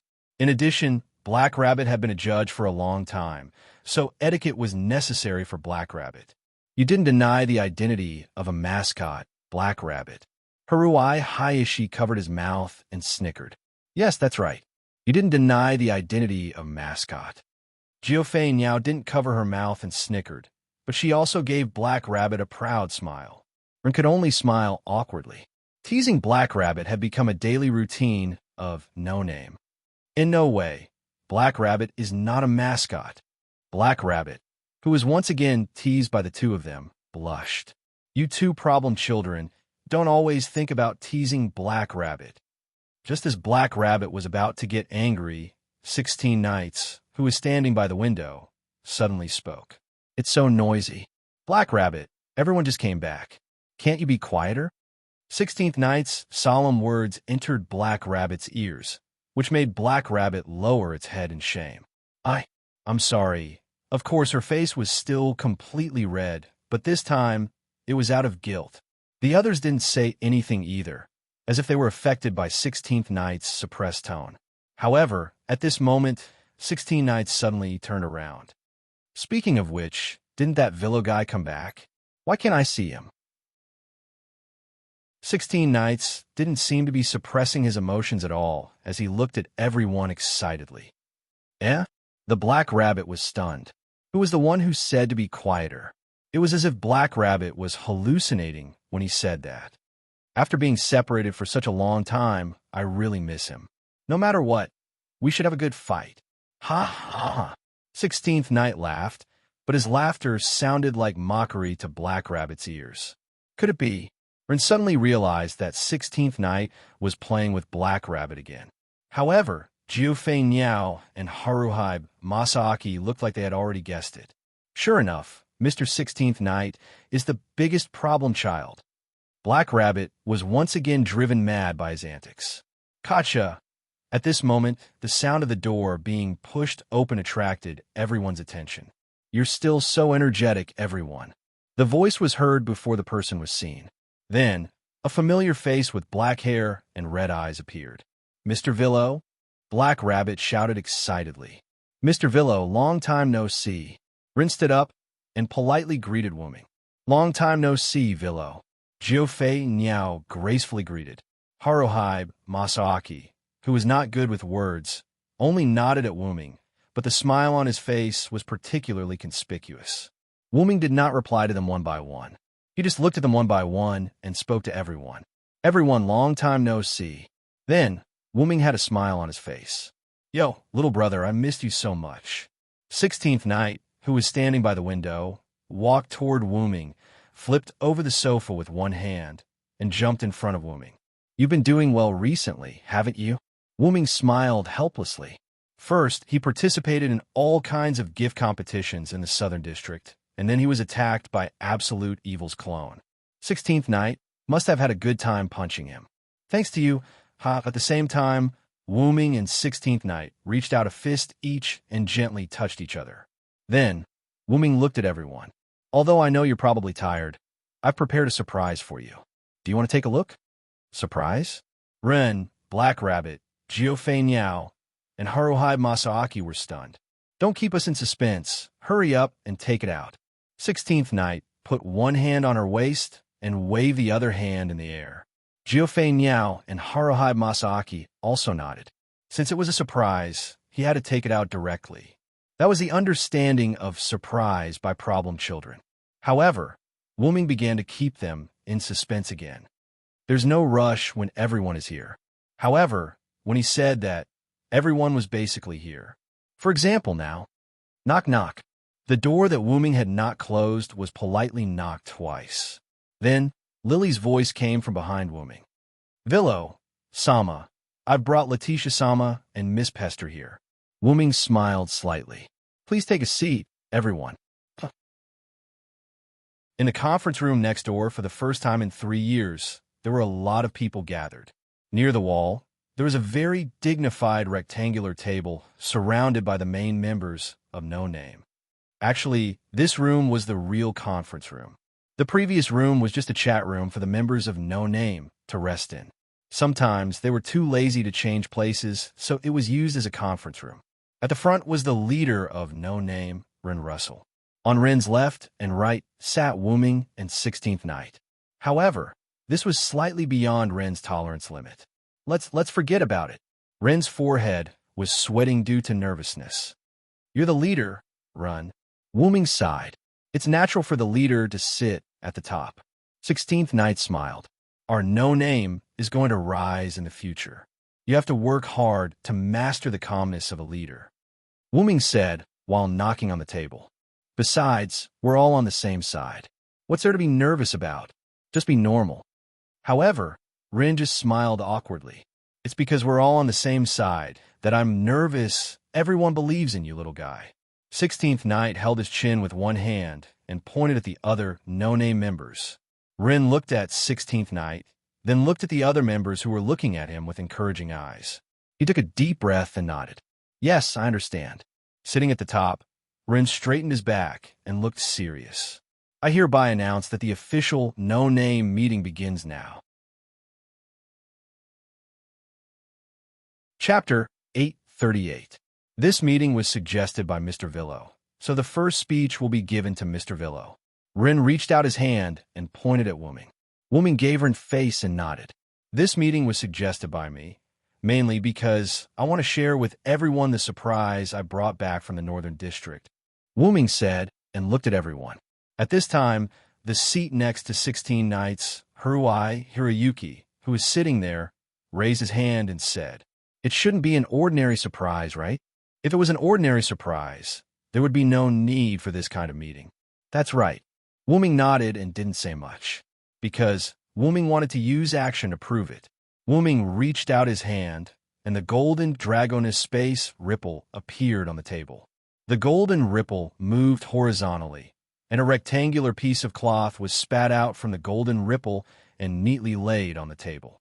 This is Ren, who was sitting at the head of the table, as well as Ryubi and Letitia, who were sitting next to Wooming, were all shocked and immediately stood up.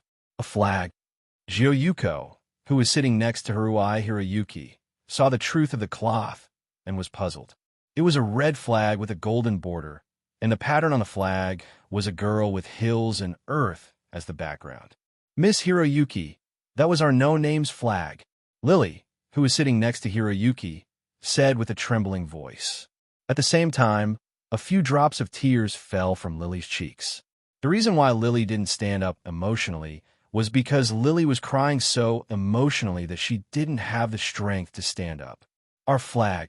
Ren, who stood up, reached out his hand and wanted to touch the flag that belonged to No Name, but because Ren was sitting at the head of the table and the position of the flag wasn't close to Ren couldn't touch it at all.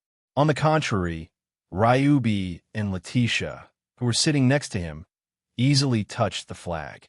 That's right, it is indeed our flag, Letitia said with absolute certainty. Mr. Villo, how did you find our flag? Black Rabbit looked at Wooming with tears in her eyes. The emotional Black Rabbit also shed tears, and its voice began to tremble slightly. Just like Lily, it was the excitement and joy of the return of the No Name flag. I got it from the Demon King who attacked No Name 3 years ago. Following that, Wooming told everyone about what had happened between him and Galgi. Wooming did not tell the members of No Name everything that had happened in the past. After all, it was too complicated. Therefore, Wooming only told them the important things. After he finished speaking, Wooming didn't do anything else. He just waiting for the members of No Name to digest the information he had brought. To put it simply, because you captured their important subordinates. You have forced them to complete this trade, right? 16 knights easily understood the information that Wuming had brought. But, Mr. Villo, why didn't you capture all of them? Maybe you could have investigated the Demon King who attacked our community 3 years ago. Black Rabbit asked Wuming rather excitedly.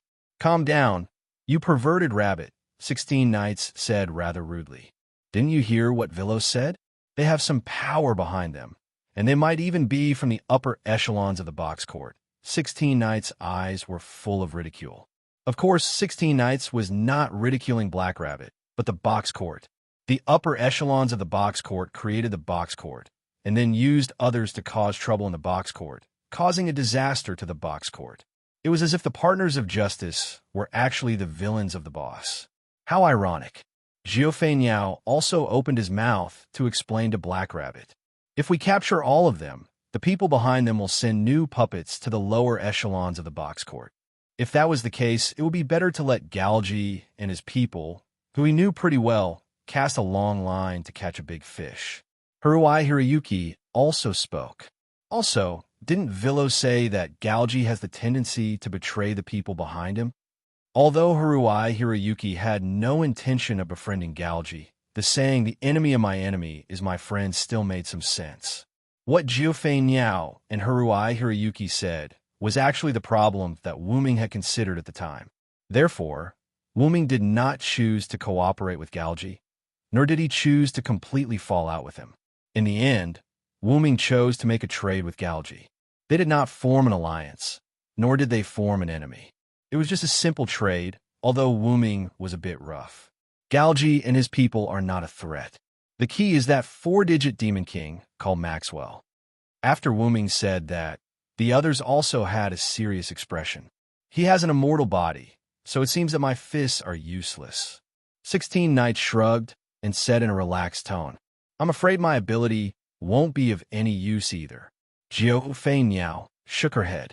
Haruai Hiroyuki looked at his hand, then looked at Wuming. Villo, you can't do anything to him either. I can't do anything with normal methods, but I haven't tried any other special methods. Then, Wuming looked at his palm and slowly clenched it into a fist. The next time I see him, I'll try to use a sealing technique to deal with him. If you can't beat him to death, then don't beat him to death. It was such a simple principle. But according to what you said, he won't easily appear in front of you, right? Jiufei Niao asked. Maxwell was scared by Wuming's blade of salvation, so he abandoned Galji and the others and ran away. Not to mention that it would be difficult to see him again. Maxwell would probably run away immediately after seeing him. I naturally have a way to make that guy walk into a trap. Wuming smiled and kept them in suspense. Keeping us in suspense again. Jiufei Niao snorted in disdain at Wuming's suspense and turned her head to the side. It's like wine. The more it is brewed, the more fragrant it gets. Wuming finished and looked at Run, who was in deep thought. Run, do you have anything to say? However, Rin sighed slightly. I'm a bit concerned about Galji. According to what you said, he is about the same age as me, but he was used as a prop less than 3 years old. The point was that Galji and Ren were the leaders of their respective communities. Plus, he was born less than 3 years ago as a prop, so the pain he suffered must not be any less than Ren. You can't sympathize with him, Run. You know, because of Galji's plan, many people's families were destroyed, and they died an unnatural death. Wuming's face was serious. If he was not worried about the power behind Galji, even if Wuming did not execute Galji and the others on the spot, he would have captured them and handed them over to White Yiksha. After all, a pitiful person must have something to hate. For freedom was not an excuse to hurt others. I'm sorry. Ren lowered his head guiltily, but 16th Knights refuted Run. This is not something you need to apologize for, leader little thing.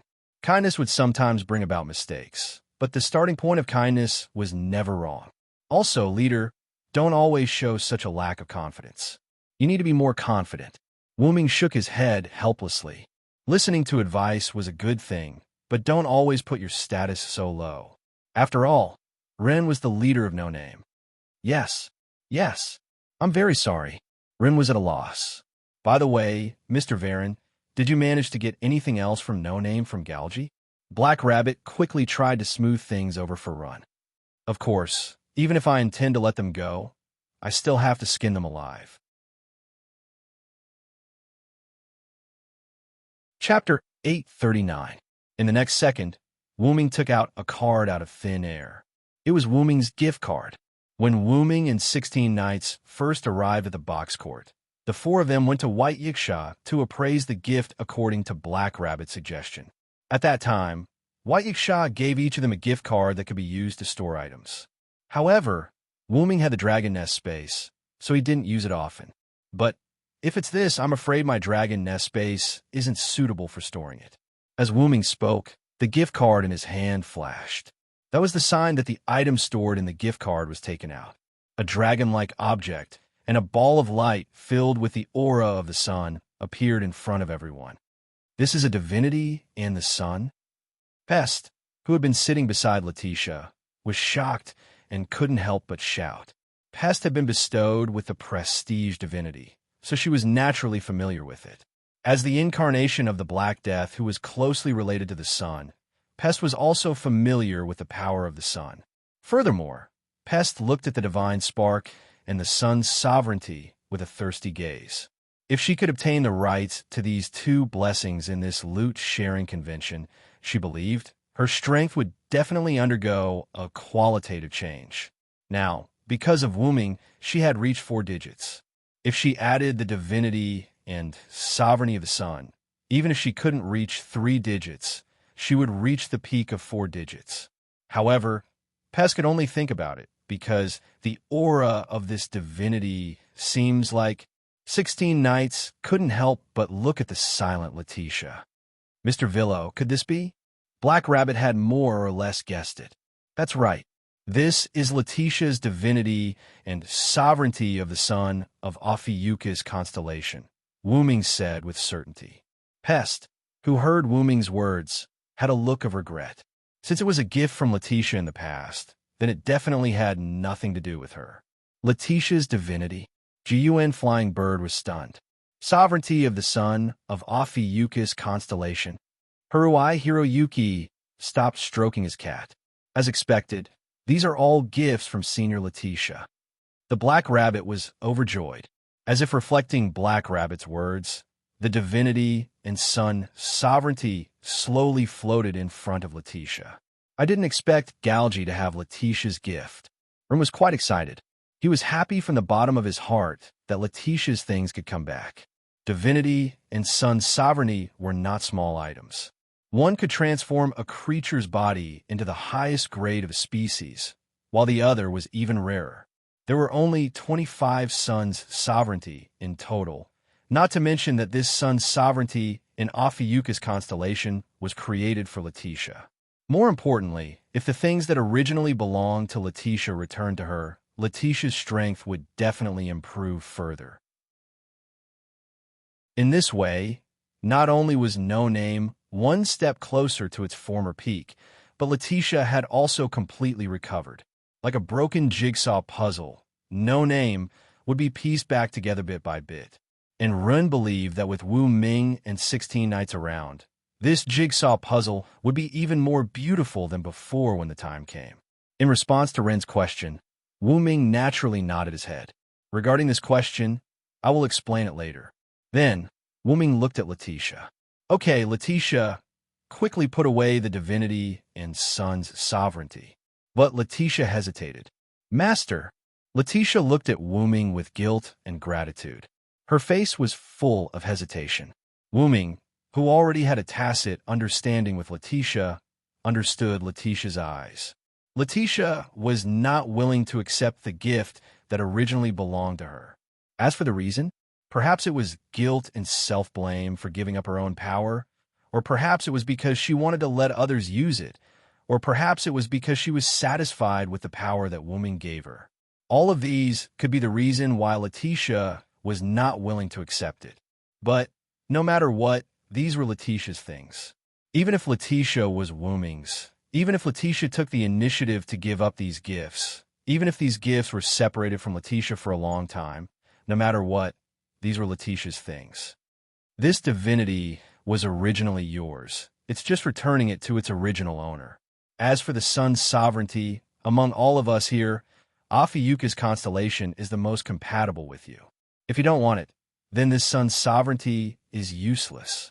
After all, the sun's sovereignty of Ophiuchus constellation was originally an additional sun's sovereignty that the box court system created for Letitia. Don't be blinded by power, but don't take the initiative to give up the power that you deserve. Only with power can you protect the people you want to protect. The others didn't say anything. They just quietly watched this scene. If you still feel guilty, then take this power and protect No Name while protect the box court well. This is the atonement for your previous incarnation of the Demon King to wreak havoc on the box court. It's also the mission that I, as your master, have given you, Letitia. At that moment, without waiting for Letitia's reaction, Wuming forcefully stuffed Letitia's divinity and the sun's sovereignty of Ophiuchus constellation into Letitia's body. Letitia sighed and smiled helplessly. Master, I understand. I promise you, this body will always be loyal to you. I will definitely carry out your will to the end. At that moment, Letitia's aura also suddenly changed.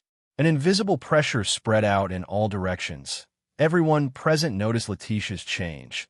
Even Lily was no exception. Now, with all of her previous power restored, plus the power that Wuming gave before, it could be said that Letitia was now at the top of the 4 digits.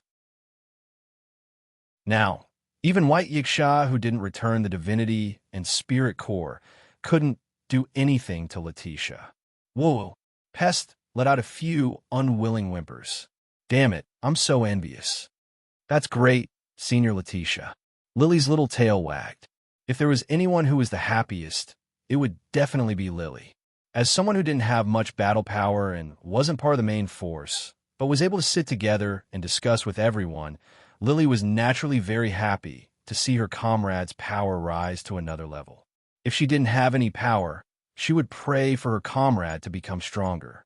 If she couldn't protect her comrade, she would pray for her comrade to become stronger to protect the other comrade.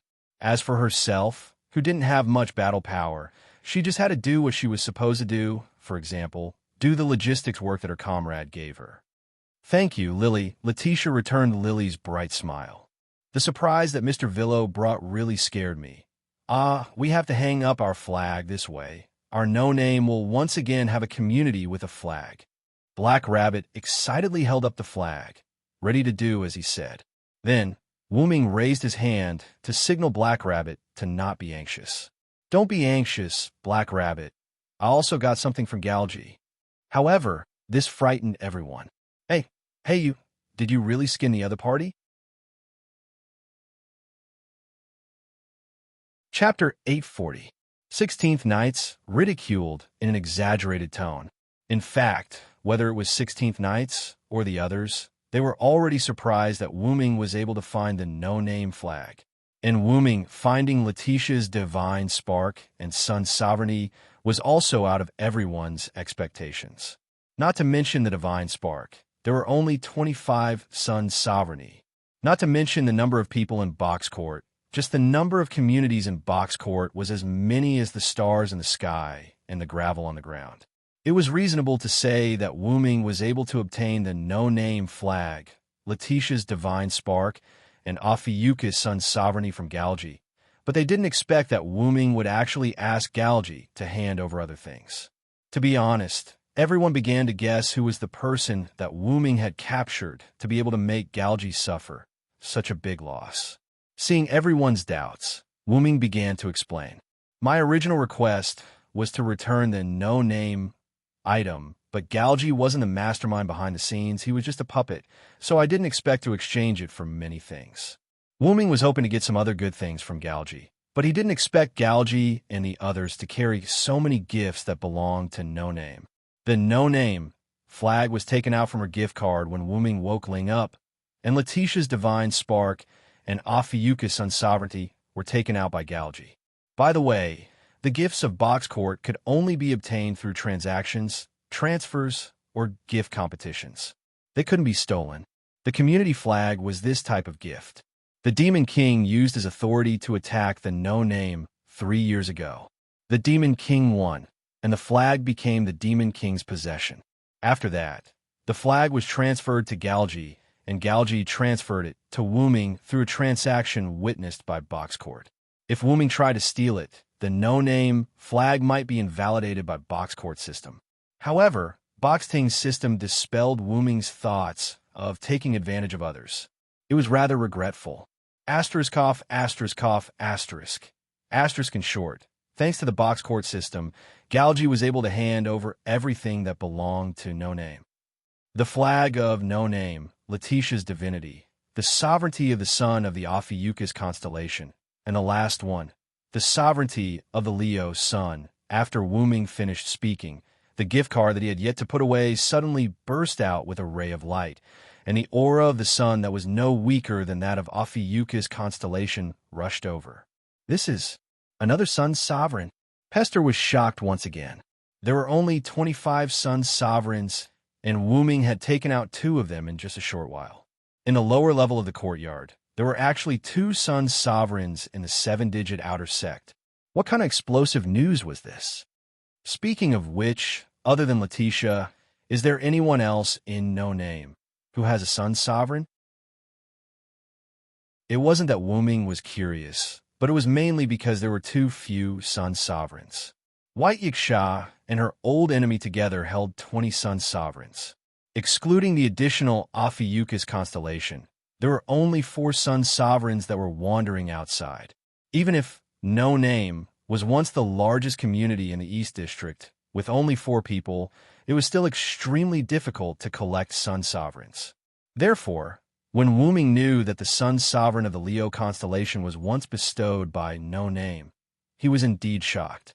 This once again proved that No-Name was indeed the largest community in the East District. That was the sun sovereign that the Sun Lion once held. Black Rabbit began to explain. Because it was a divine beast that pulled the chariot of the sun god, it coincidentally obtained the sun sovereign of the Leo constellation. However, 3 years ago, it and its other companions were captured by the Demon King that attacked No-Name. Black Rabbit's expression was a little sad, as if it was recalling what happened 3 years ago. However, Galgi holding the sun sovereign of the Leo constellation proved that Galgi and the others had an undeniable relationship with the Demon King that attacked No-Name. Even the sun sovereign has returned to our hands. No-Name, as former companions will be found in the future. Seeing the depressed Black Rabbit, Wuming opened his mouth to comfort him. Yes, I understand, Mr. Villo. Black Rabbit shook his head and once again revealed a smile. He couldn't always be depressed. He had to be motivated. Speaking of which, who should I give the sun sovereign of the Leo constellation to? Wuming was distressed. At this time, Pest was eager to give it a try. However, Pest didn't even have time to speak. Since Master brought it back, then it's appropriate to give it to Master to use. Letitia suggested. Anyway, I don't need it. 16th Knights shrugged his shoulders. 16th Knights, wasn't going to take advantage of it. I don't need it either. I have Dean. Miss Geofane Niao was the same. She didn't want the favor of charity. If there was a need, she would fight for it herself, just like when she obtained Dean. Huruai Buyao also shook his head. I just want to make friends. As for me, Mr. Villo already lent me Argel. Rin was slightly embarrassed when he said this.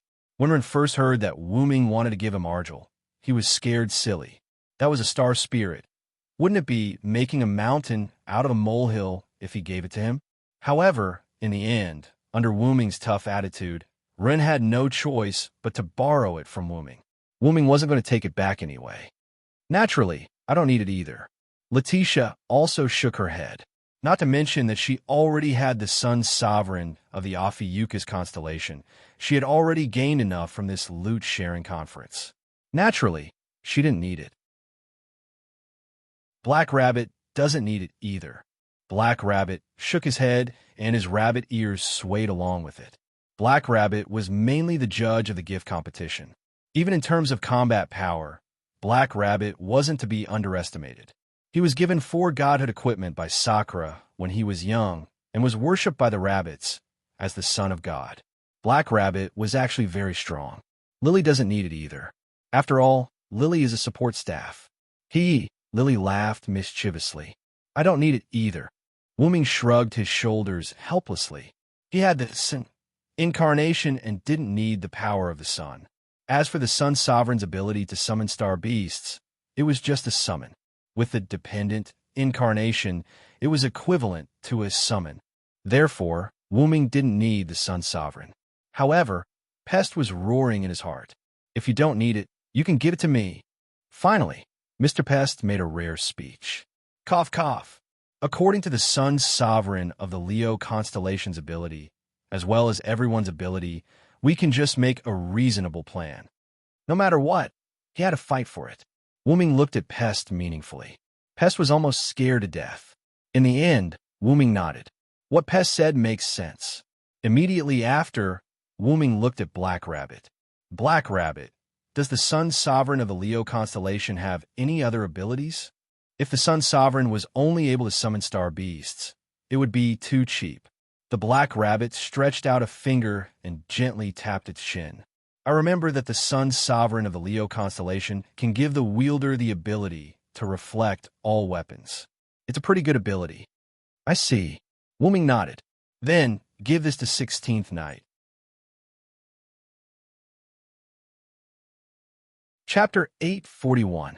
Wait, why are you giving it to me? 16th Knights frowned. Was he looking down on him? 16th Knights, you're the only one who fights with your bare hands. You're the most suitable person to receive the gift of reflecting weapons. Wuming explained. Among the people present, if they didn't have long-range attacks, they had weapons and items. Only 16 Knights relied on his code, Unknown Blessing, to fight with his fists. Then I don't want it. 16th Knights put his hands behind his head and looked like he was saying, What can you do if I don't want it? Everyone smiled helplessly. He was indeed a problematic child. Wuming shook his head helplessly. Then, I'll have the sovereignty of the sun for now. Does anyone have any objections? 16th Knights immediately waved his hand. No objections, no objections. Everyone else nodded. Only Pest, who was angry but didn't dare to say anything, was looking forward to it. But when he saw Wuming's face, Pest was afraid and didn't dare to say anything. Then, this meeting is over. Thank you for your hard work, everyone. Rin nodded. We also have to do some work for the return of the no-name flag. After all, the return of the no-name flag was a huge change for the no-name and the outside world. And the one who prepared for this change was naturally the leader of the community, Run. Young Master Run, I'll help later. Black Rabbit volunteered. She basically had nothing to do anyway. I'll help too. Lily also raised her little hand. Thank you for your hard work. Do your best. Jiufei Niao smiled. Do your best. Haruai Hiroyuki nodded expressionlessly. If you're free, why don't you come and help everyone? You two problematic children. Black Rabbit showed an angry and helpless expression, but the two pretended not to hear. Black Rabbit was used to it and didn't bother with the two anymore. Then, Black Rabbit turned her gaze to the more reliable Wuming. But, I said let's duel 16th Knights. Wuming suddenly looked at 16th Knights. Oh! 16th Knights' eyes suddenly lit up. Hey. Everyone was shocked. Wait a minute. Why do you want to duel all of a sudden? Black Rabbit looked at Wuming at a loss. This didn't happen all of a sudden, Black Rabbit. 16th Knights raised her head and closed her eyes. Then, 16th Knights looked at Wuming. This is a continuation of the unfinished fight between men. Wuming shrugged and admitted this point. Although that's part of the reason. The main reason is that 16th Knight rejected my proposal, which made me very unhappy.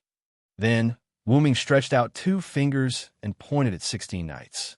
The winner will be able to command the winner to do anything, and the loser will have to give the winner a gift as a reward for winning.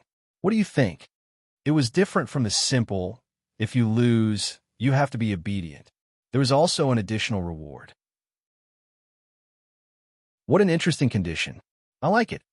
16 Knights placed her palms on the table, her eyes burning with the flames of war. But then, 16th Knights showed a distressed expression. However, I don't have any extra rewards. How about this? Black Rabbit and I had a gift competition before the Fire Dragon's birth ceremony. I received the command to command Black Rabbit to do anything except perverted things. How about this as a reward? 16th Nights emphasized on the word perverted. The falling clock tower that Wooming caught with psychokinesis was the masterpiece of the gift competition between 16th Nights and Black Rabbit. Don't emphasize it on purpose. Black Rabbit was on the verge of breaking down. She felt that she had embarrassed herself. No problem. Wooming agreed without hesitation. Don't agree so quickly. Black Rabbit wanted to cry, but had no tears. Then, how about we use a countdown to see who can cause more damage to the other in the given time? Wooming suggested. After all, they were partners. They couldn't really kill each other. But if they didn't kill each other, they wouldn't be able to finish the competition in a short time. Therefore, a countdown was the best solution. A countdown? It doesn't matter, as long as we can fight each other. 16th Night smiled as she rubbed her palms. As she finished speaking, 2 pieces of parchment appeared in front of Wooming and 16th Nights. It was the contract for the competition. Gift game name. Duel between the two. Use any method to cause damage to the other party in the given time. Contestants. Villo Saransword, 16th Nights reverse, winning condition. After the given time, the damage will be less. Winning reward. Command the loser to do anything, 1 time, failure penalty. Provide any gift to the winner. Oath. Respect the above content. Based on the judgment of the court system, the gift game will be held. Because there was no organizer, the community at the end was blank. After checking that there were no mistakes, the parchment in front of the 2 burned instantly. That meant that the contract was in effect. All right, without further ado, let's start. 16th Night said and walked towards the door. They couldn't fight in the house, right? Wait a minute. Mr. 16th Nights, can't we not fight? Black Rabbit asked anxiously. Even though it was a sparring session, Black Rabbit still didn't want to see her companions hurt each other. But Wooming shook his head. Black Rabbit, you have to know that 16th Nights is a problematic child. He won't listen to you. Hearing Wooming's words, Black Rabbit turned to look at Wooming. Mr. Villo, you just came back from the North District not long ago. Isn't it good for everyone to rest for a while? But this time it was 16th Night's turn to speak. Black Rabbit, Villo is the most problematic child. You have to know that he was the one who started this fight. I just agreed to it. With a presumptuous smile, 16th Night pushed open the door and walked out without saying anything. Black Rabbit still wanted to say something to 16th Nights, but 16th Nights left the room and closed the door. Wait! Black Rabbit helplessly reached out a hand to the empty door. Sighing, Black Rabbit looked at Wooming again. Really, Mr. Villo, you also said... But Black Rabbit's voice stopped abruptly, because Black Rabbit realized that Wooming also disappeared. Master just left using the portal, Black Rabbit. Letitia kindly explained to Black Rabbit. Wooming left using the portal when Black Rabbit turned to look at 16th Nights. I'll go check on the 2 of them. Haruai Toshi said and left with Sanmao in his arms. I'm interested in a fight between 2 freaks. Jiu Yuanfei nodded elegantly at the crowd and left with Haruai Toshi. Then, excuse me. After saying that, Letitia stood up and left. It seemed that she was also going to watch. Only Pest, who didn't have much presence, and Rin and Lily, who had some conscience, were still there. Black Rabbit, who was exhausted, completely gave up. Black Rabbit sat in her seat, leaned on the table, and yelled as if she had given up. Really, Black Rabbit doesn't want to care about these problematic adults anymore. Rin and Lily could only smile helplessly. Only Pester remained sulking in his place, jabbing his finger. Son's sovereignty. I needed to. Chapter 842. 16th Nights and Wooming walked side by side in the no-name corridor. Although the 2 were about to duel, Wooming and 16th Nights were companions after all. Naturally, they would not destroy their friendship because of a mere duel. Speaking of which, have you figured out the other party's goal? 16th Nights asked as he walked with his hands in his pockets. 16th Nights was not talking about Galji's own goal, but the goal of the person behind Galji. It seems like they want Galgi and the others to unlock the seal of the final trial. However, the key items are our flag and the sun's sovereignty. Their plot has basically been destroyed. After all, the key items have been traded by Wuming. Because the other party's plan had been destroyed, Wuming did not go into detail in the meeting just now. Putting aside the sovereignty of the sun, the flag of No Name was unique. After the flag returned to No Name, stealing the flag would no longer work. The only way to obtain it again was through transfer, trade, or a gift competition. However, the first two were impossible. If it was a gift competition, only the Demon King would force others to participate in the gift competition with the flag. And with Wuming and the other main forces, there was no need to be afraid. Or rather, if a Demon King were to attack now, it would be exactly what No Name wanted. After all, the slogan of defeating the Demon King had already been spread. They had to defeat more Demon Kings. However, it was not that easy to encounter a Demon King. If a Demon King came knocking on their door, they would be very grateful. Did you not get any information about the person behind Galgi from him? 16th Knights continued to ask. It was normal for 16th Knights to pay attention to information. After all, 16th Knights was a smart person. If 16th Knights was still in No Name during this time, Wuming would not have looked for White Yiksha first, but 16th Knights. If there is, I already said it. Let's not talk about the other party being very careful and not leaving any clues. Wuming denied 16th Knights. After all, most of the information came from Wuming and the others after a series of verifications. Galgi and the others did not tell Wuming any information. Also, Galgi refused to reveal any information. Wuming felt that Galgi just didn't know. After all, he was just a prop that had been monitored for less than 3 years. Although Wuming had thought of trading for some other information, such as Maxwell's, before Wuming could ask, Galgi directly refused to provide any information to Wuming. According to Galgi, the two parties were only doing a simple barter transaction. Actually, it could also be considered as Wuming's bargaining chip not being heavy enough. Ling and Aurora exchanged for the No Name flag, Letitia's divinity, the sovereignty of the Ophiuchus constellation, and the sovereignty of the Leo constellation Sunday. Regardless of the quantity, just based on the value, Wuming had already gained a huge advantage. Galgi, on the other hand, probably wanted to regain some face and indirectly refused to provide Wuming with the information.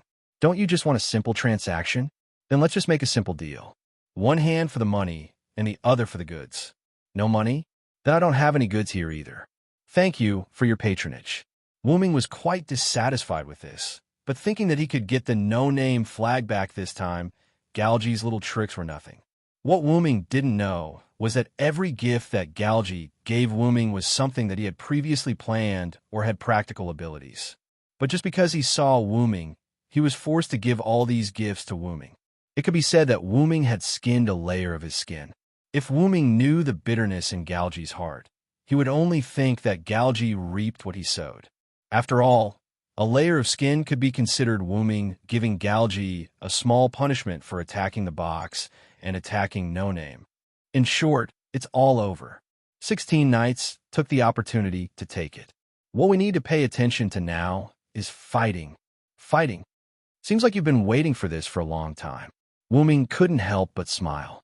This time, 16th Knights was probably going to vent all the dissatisfaction that he had been holding in since the last fight. Then, Wuming suggested, "Let's fight at my fixed barrier. You can do whatever you want there." The Colosseum from last time. 16 Knights was naturally talking about the 6th floor of Nazalik where the two-headed dragon army was trapped at the fire dragon birth ceremony. "Let's not go there this time. Let's go somewhere else," Wuming said. Golden ripples appeared around him, and the twisted golden staff with the 7-headed dragon coiled around it automatically floated out.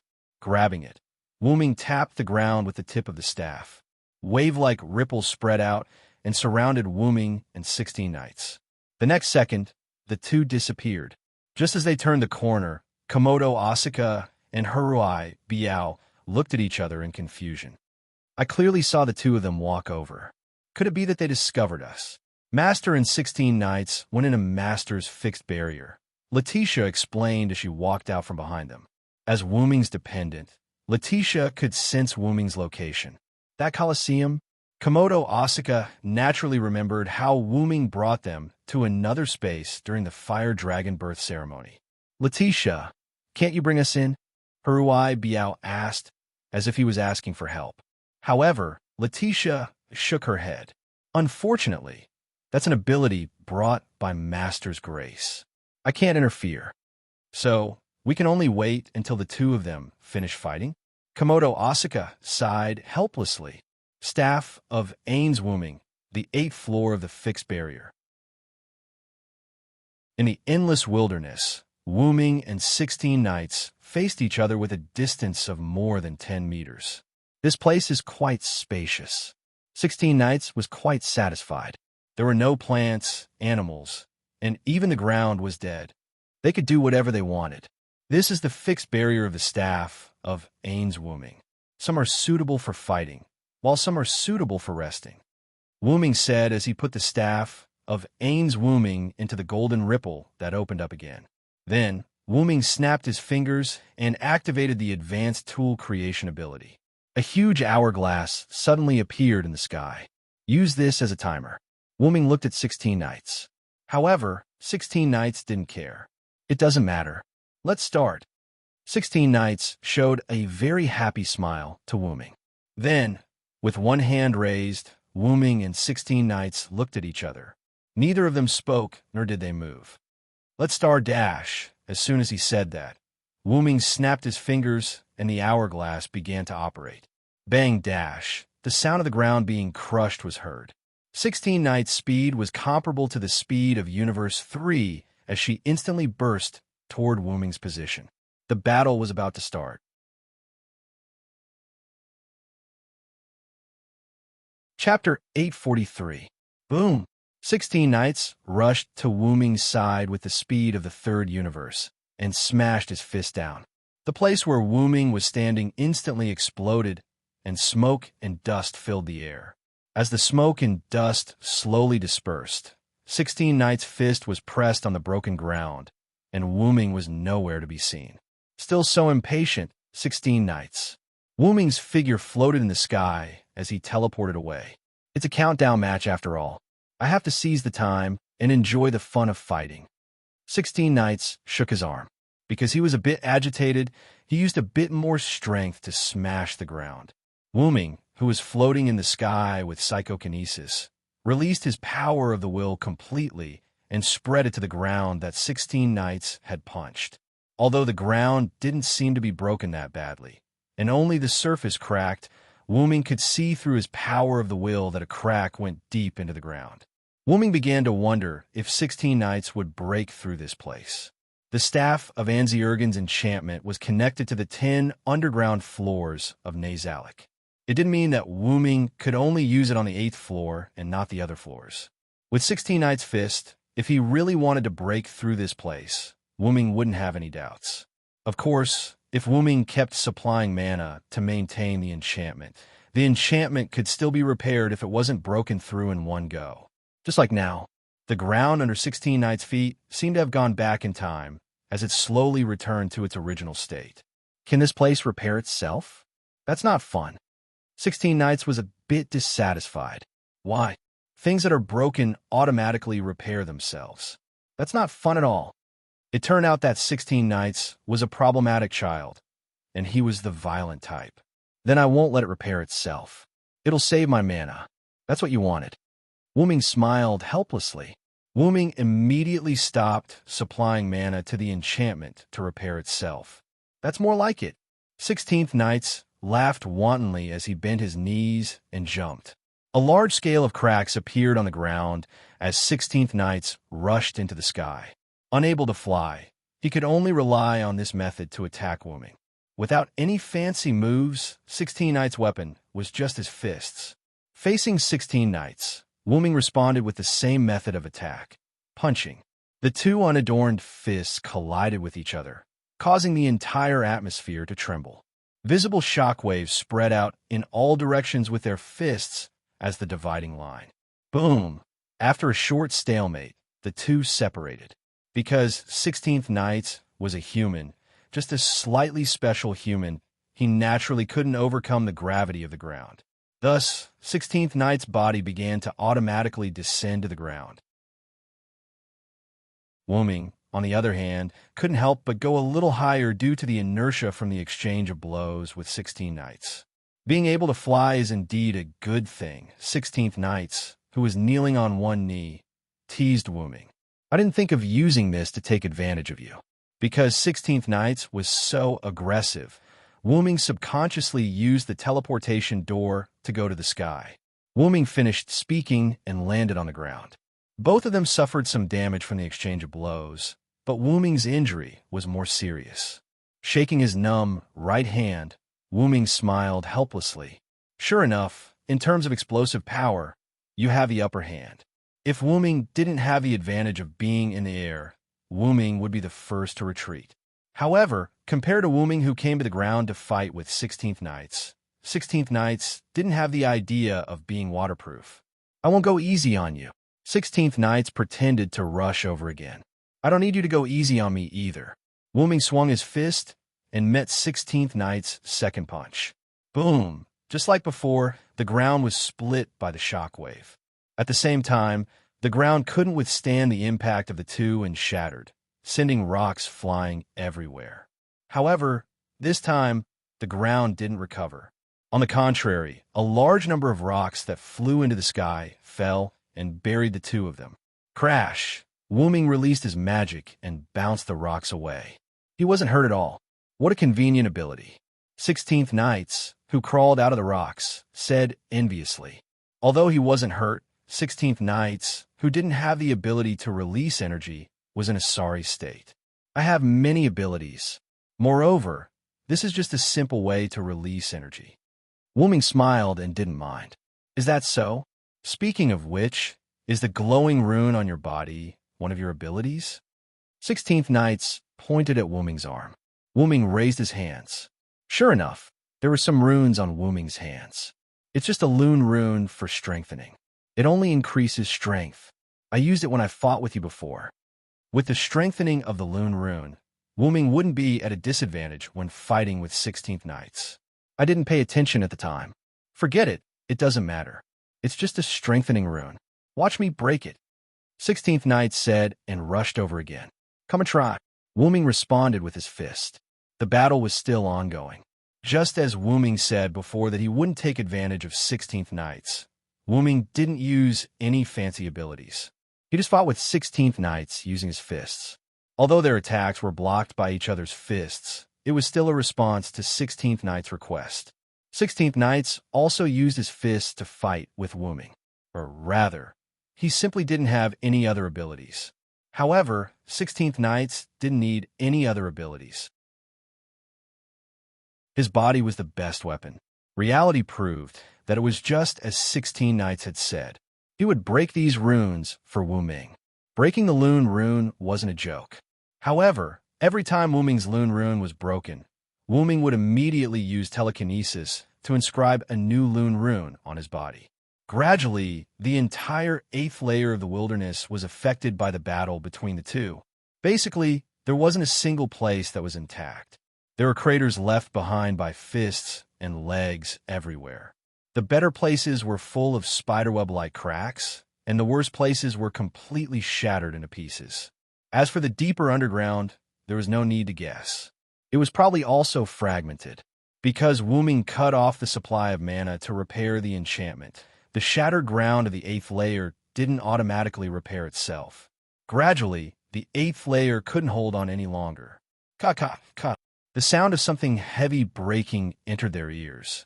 16th Nights, who was temporarily separated from Wooming, panted heavily with a puzzled expression.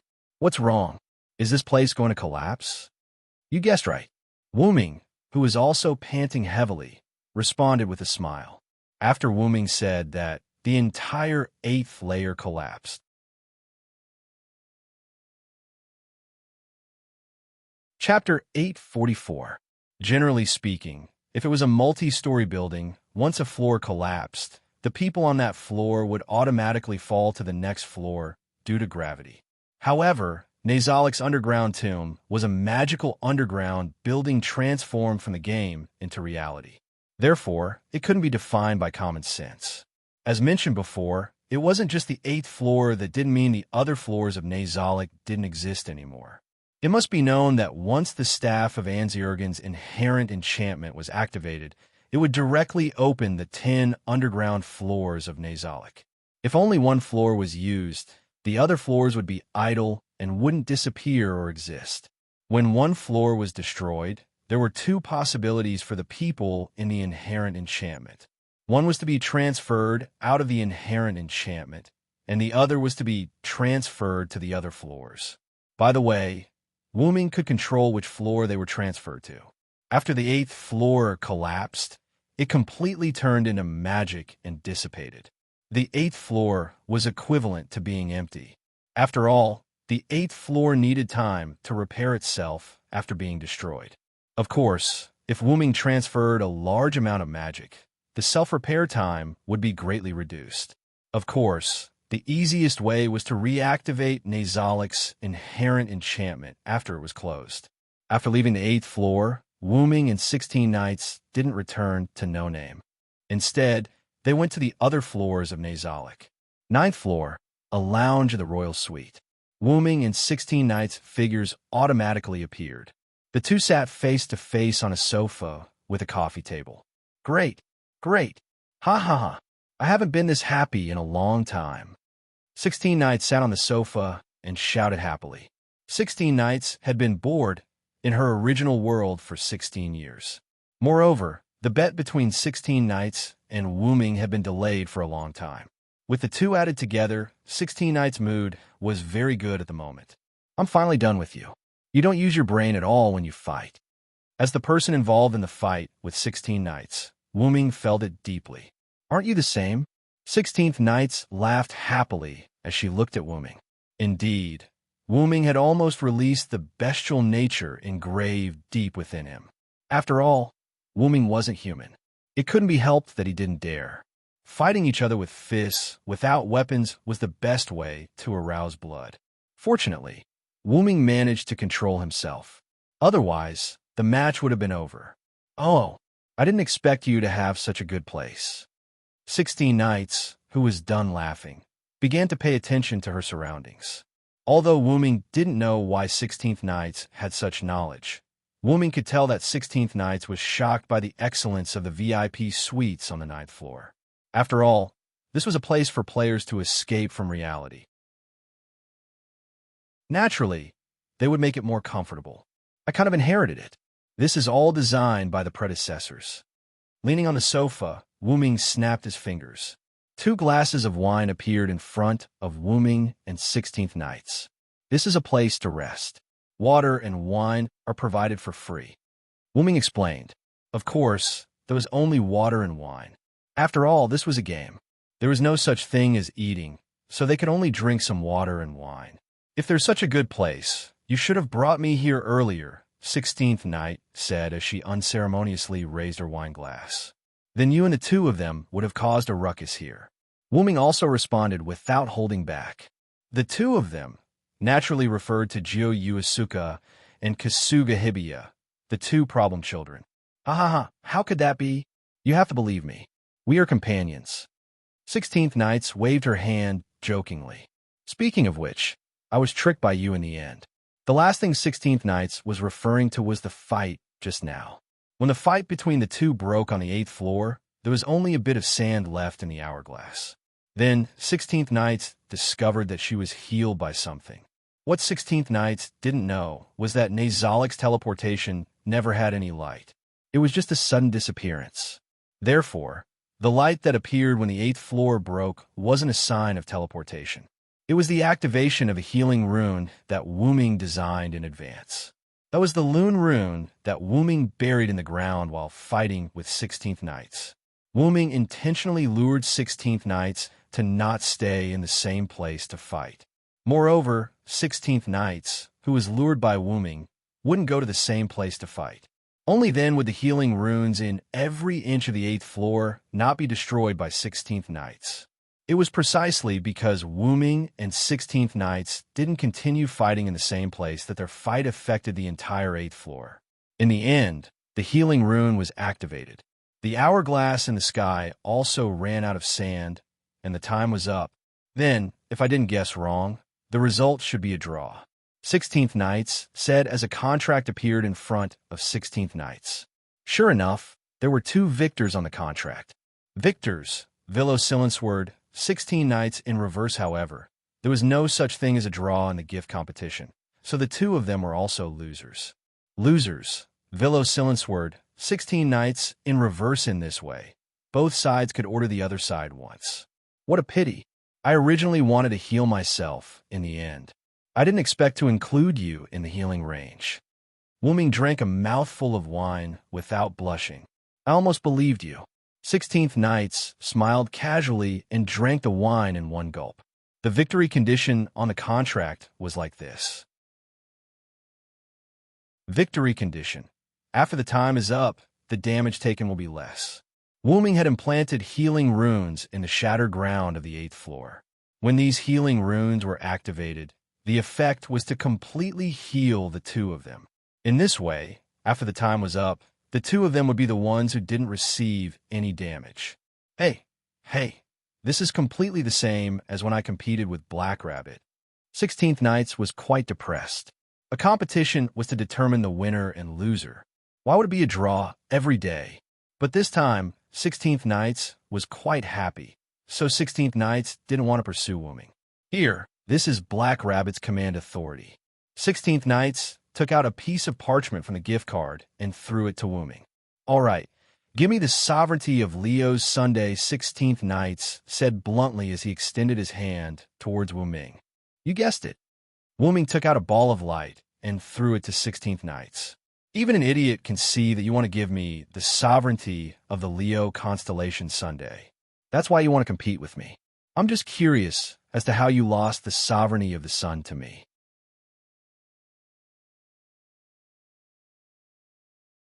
Chapter 845.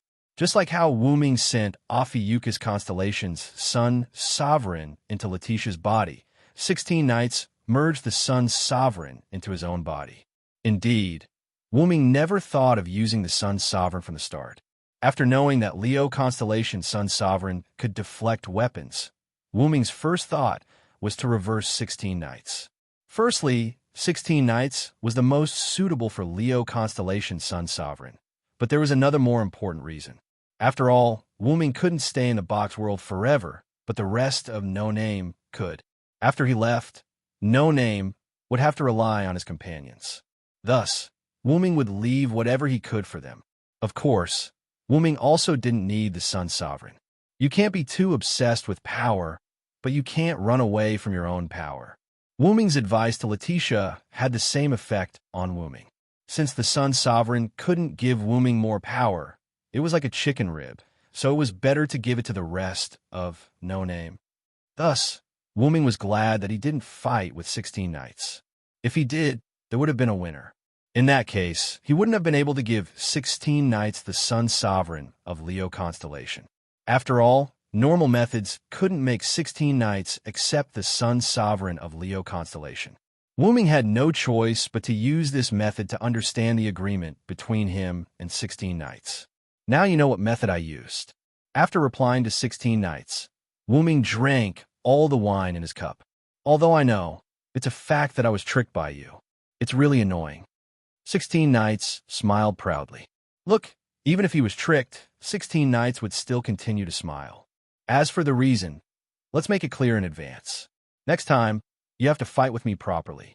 No one is going easy. Use your full strength. 16 Knights' tone was serious. His eyes were burning with fighting spirit. It seemed like he was going to fight for real. After all, they had already experienced fighting each other. Next, they would have to fight with real swords and spears. 16 Knights didn't only use his fist to fight. He still had trump cards he hadn't used yet. Forget it. If we really fought like that, Black Rabbit would cry herself dry. Wooming shook his head. One had to know that a real fight was no joke. Wooming and 16 Knights were both strong in the box. If they fought, They would be injured would be light, but they would definitely be heavily injured. Their lives might even be in danger.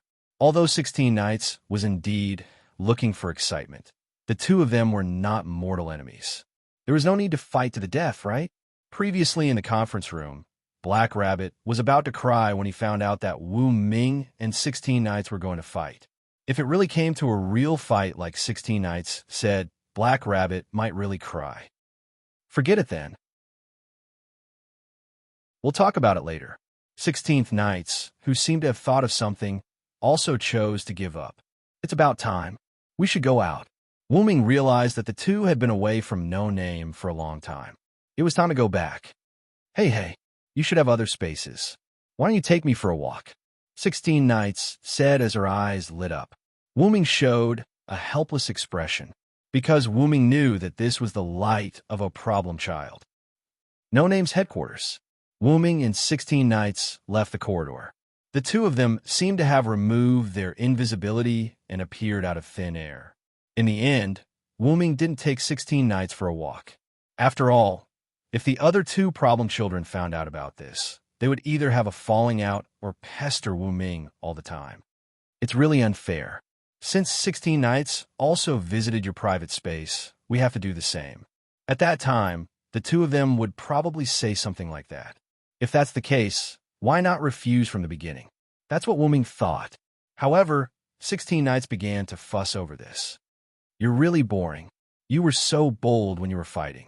16 Knights' expression was as if she encountered something boring. To put it simply, she was quite bored. Didn't I say that Nazalik's enchantment is just a big tomb? There's really nothing to see. Wu Ming sighed helplessly and tried to persuade her again. As if there was no other way, Wu Ming used his trump card. If you're really not happy, I can find White Yiksha to fight with you. I don't want to fight White Yiksha now. I still have self-awareness. Although 16 Knights said so, the smile on her face told Wu Ming that 16 Knights was not afraid of fighting White Yiksha. Wu Ming didn't care much about it. After thinking for a while, he said to 16 Knights, "Our flag has returned anyway. Presumably, there will be a lot of gift competitions that you need to participate in. As an organization, the most important thing for a community was its name and flag. The community's name and flag could be used for publicity to make the community more famous and drive the development of the community. In the past, because the flag and name of No Name had been taken away, they could only use the slogan down with the Demon King to promote themselves. Now that the flag had been recovered, they had to vigorously promote themselves. And the best way to advertise was to win a large number of gift contests. After all, the gift contest was the main theme of the Suitland world. Only by winning the gift contest and showing their strength would the people of the Suitland remember them and be valued by other communities. Only then could they develop themselves. Even if No Name still didn't have a name, as long as the logo on the No Name flag was shown. Of course, it didn't mean that the slogan down with the Demon King that No Name previously advertised was invalid. It was just a two-pronged approach. That's true. We have to get busy. When it came to the gift competition, 16 Knights would become excited. But then, 16 Knights looked at Wu Ming again. You just said you're right. Then what are you going to do? Don't tell me you're going to leave again. 16 Knights had a smile on his face, but his eyes revealed a trace of seriousness. As a smart person, when 16 Knights first saw Wu Ming leave, he deduced that Wu Ming had something he couldn't let go of in the outside world. Wu Ming wasn't like the three of them. When he was first invited to the boxings, he was already prepared to give up everything in the outside world. Although Wu Ming said that he came to the boxings because of a letter, after Wu Ming left the boxings, 16 Knights asked Black Rabbit how many letters were sent. The result was naturally 3 letters. In other words, if Wu Ming didn't lie, the one who used the letter to invite him definitely wasn't Black Rabbit. Of course, it couldn't be said that Wu Ming was lying to them. After all, Wu Ming said from the beginning that he came to the boxings to find his body. But this also meant that after finding his body, even if he didn't leave No Name, he wouldn't stay in the boxings for a long time. For now, I won't leave for the time being. Wu Ming shook his head. No matter what, Wu Ming came this time to find his original body. No matter what, he had to find his original body first. Also, Wu Ming looked in the direction of his room. He still hadn't completed that person's request.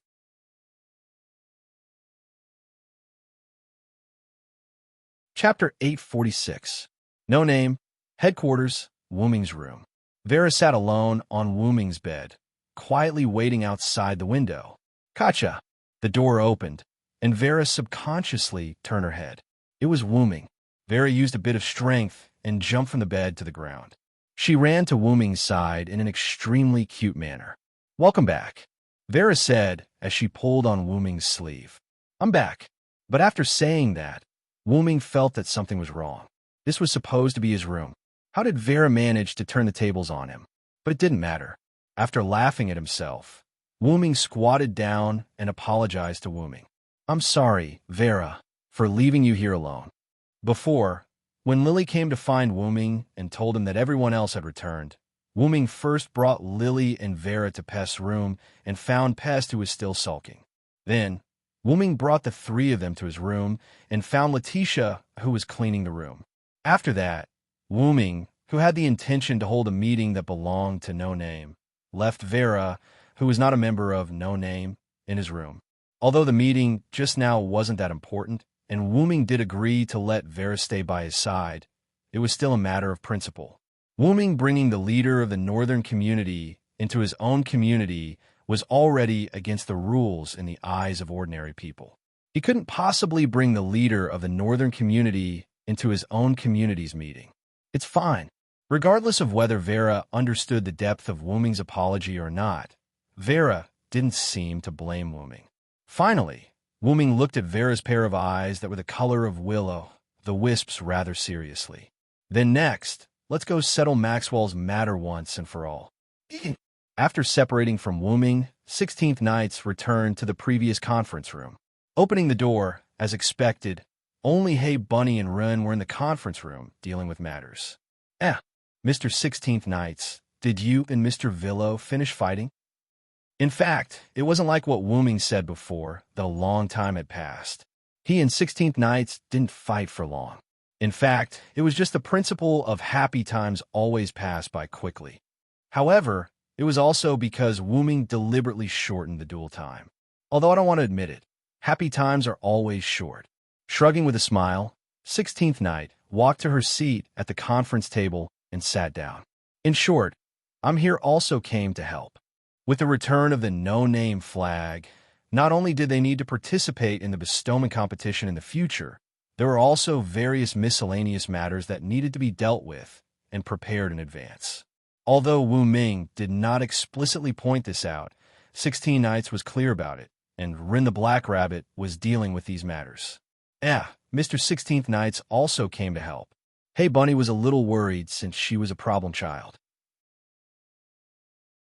She looked at Jiao, Fei Niao, and Haruai Buyao and left. Hey, Black Rabbit, no matter what, I'm still a smart person. Be careful, or I'll rip your ear off. 16 Knights grinned, looking like he was joking at the same time. Ears can't be. Hey Bunny panicked and covered her ears. That, 16th Knights, come and help. Rin smiled awkwardly and wiped a drop of cold sweat from his forehead.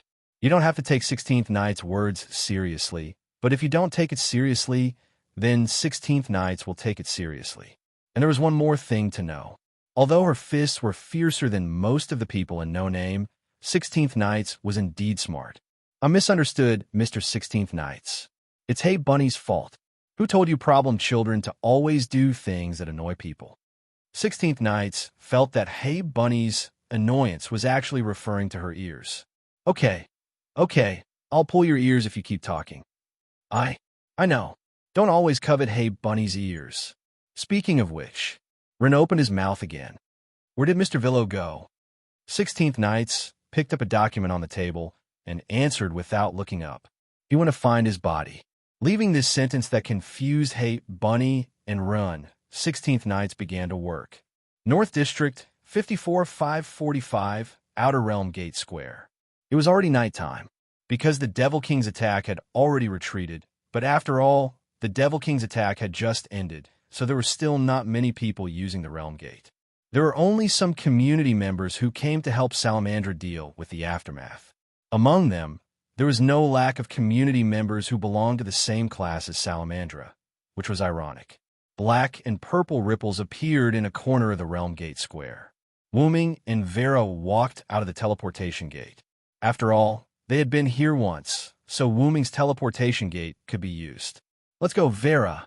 Let's walk around the city." Hearing Wuming's words, Vera could not help but tighten her grip on Wuming's sleeves, as if she was afraid of being left behind. "Don't worry, Vera. As long as that Maxwell guy appears, I will definitely take care of him this time." Vera hesitated, but in the end, she nodded silently. Before coming to the North District, Wuming told Vera to be bait to lure Maxwell out, but Vera was 100% unwilling. As a last resort, Wuming could only persuade her and repeatedly promise her, as well as entice her by buying snacks. Finally, Vera reluctantly agreed, but there was nothing he could do about it. According to the information he gathered, Maxwell was only interested in Vera, so he could only use Vera as bait. Although it was bait, Wuming was not prepared to let the fish eat the bait. But why did Wuming choose the 54545 Outer Realm as the location of the operation? Firstly, it was because there was a familiar local snake, Salamandra, so it was easier to get things done. Secondly, Wuming was still very worried about the seal of absolute evil. If the enemy's plan was really to release absolute evil, Wuming did not think that the other party would give up. Even if there was no key item to lift the seal, Wuming did not think that the other party would give up so easily. One must know that the box court was a world full of miracles. Maxwell alone, the 4-digit Demon King, had a resurrection ability that Wuming could not understand. He had not found the original body yet, so he was very suspicious of whether the person behind Maxwell and the others had more strange, unknown methods. Of course, if Wuming overestimated the other party, then it was nothing. He could just treat it as taking Vera shopping. In short, it was always right to be cautious. Immediately, Wuming brought Vera to stroll around the city. How did the two of them enter the city? Wuming's teleportation door was super useful. Wuming was very interested in the city. After all, the last time he came, Wuming did not have a good look around.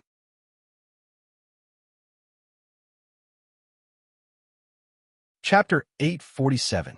Needless to say, the name of the city of glowing flames matched the current situation of the city very well. Numerous ironworks covered the entire city of glowing flames. Flames emerged from the ironworks and dyed the entire city of glowing flames in the color of flames. Then, Wuming lifted his head and looked at the huge chandelier hanging in the middle of the city. The environment in the North District is extremely harsh.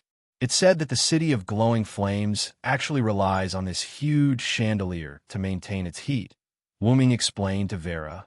However, as someone from the North District, Vera actually didn't need Wuming's introduction. Even so, Vera didn't interrupt him. However, Wuming quickly realized this. "I almost forgot that you're from the North District." Wuming laughed awkwardly. At that moment, Wuming stopped explaining to Vera. After all, this was completely showing off in front of Master One. The two of them walked like this, taking a stroll and enjoying the scenery around them. The warm colors brought about by the ironworks and the huge chandelier made Wuming unable to feel the slightest bit of coldness. Moreover, coupled with the desolate but simple North District land, the visual effect was pretty good to Wuming. Wuming, who was used to the warm spring scenery of the East District, felt that the scenery in front of him had a different flavor.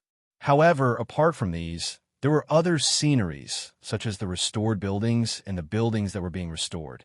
To be able to restore the damage caused by the Demon King's attack so quickly, it could be said that they're quite capable. Wuming couldn't help but sigh.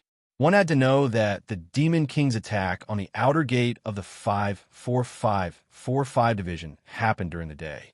However, the entire city of glowing flames was almost restored by tonight. This was a completely different world from the Fire Dragon birth ceremony held between the 399-9999 division and the 40000 division. Wuming even suspected that the Fire Dragon birth ceremony was still in ruins. After all, there wasn't any strong community between the outer gates. With no intention of helping, Wu Ming continued to stroll around with Vera. After all, seducing Maxwell was their main goal. However, as they strolled around, Wu Ming and Vera arrived at Salamandra's headquarters in Blaze City. Perhaps due to the lack of manpower, there was only one member of Salamandra in charge of guarding the door.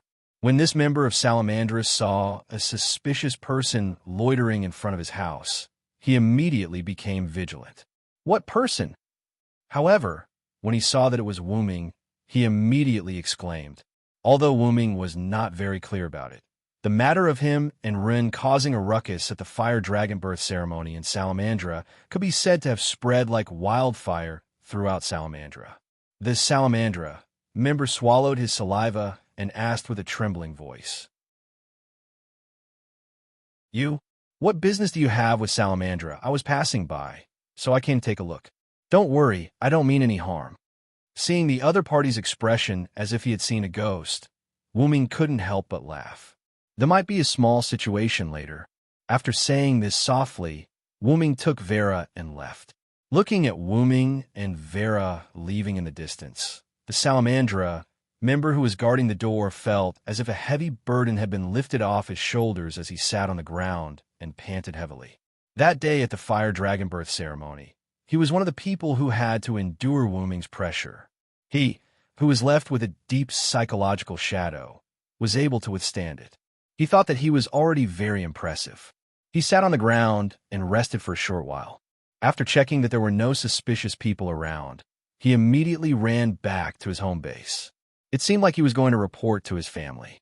However, during the brief moment when no one was guarding the main door, a few indistinct figures in black appeared out of thin air at the main door. Following that, the few of them silently walked into Salamandra. One of the black-clothed figures parted ways with the others and quietly walked in the direction that Wu Ming and Vera had left. And Wu Ming, who had already left the entrance of Salamandra, had already strolled around. Wu Ming and Vera began to walk towards the outskirts of Glowing Flame City. Reality proved that there really wasn't much to stroll around in Glowing Flame City that was full of ironworks.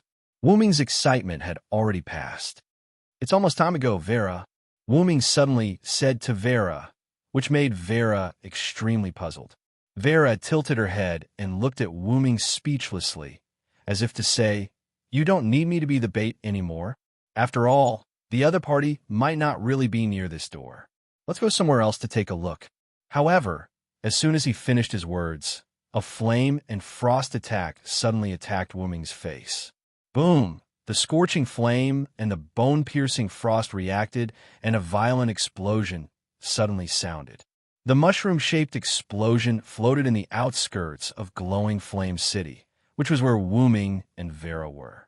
Moreover, this explosion attracted the attention of the people in Glowing Flame City.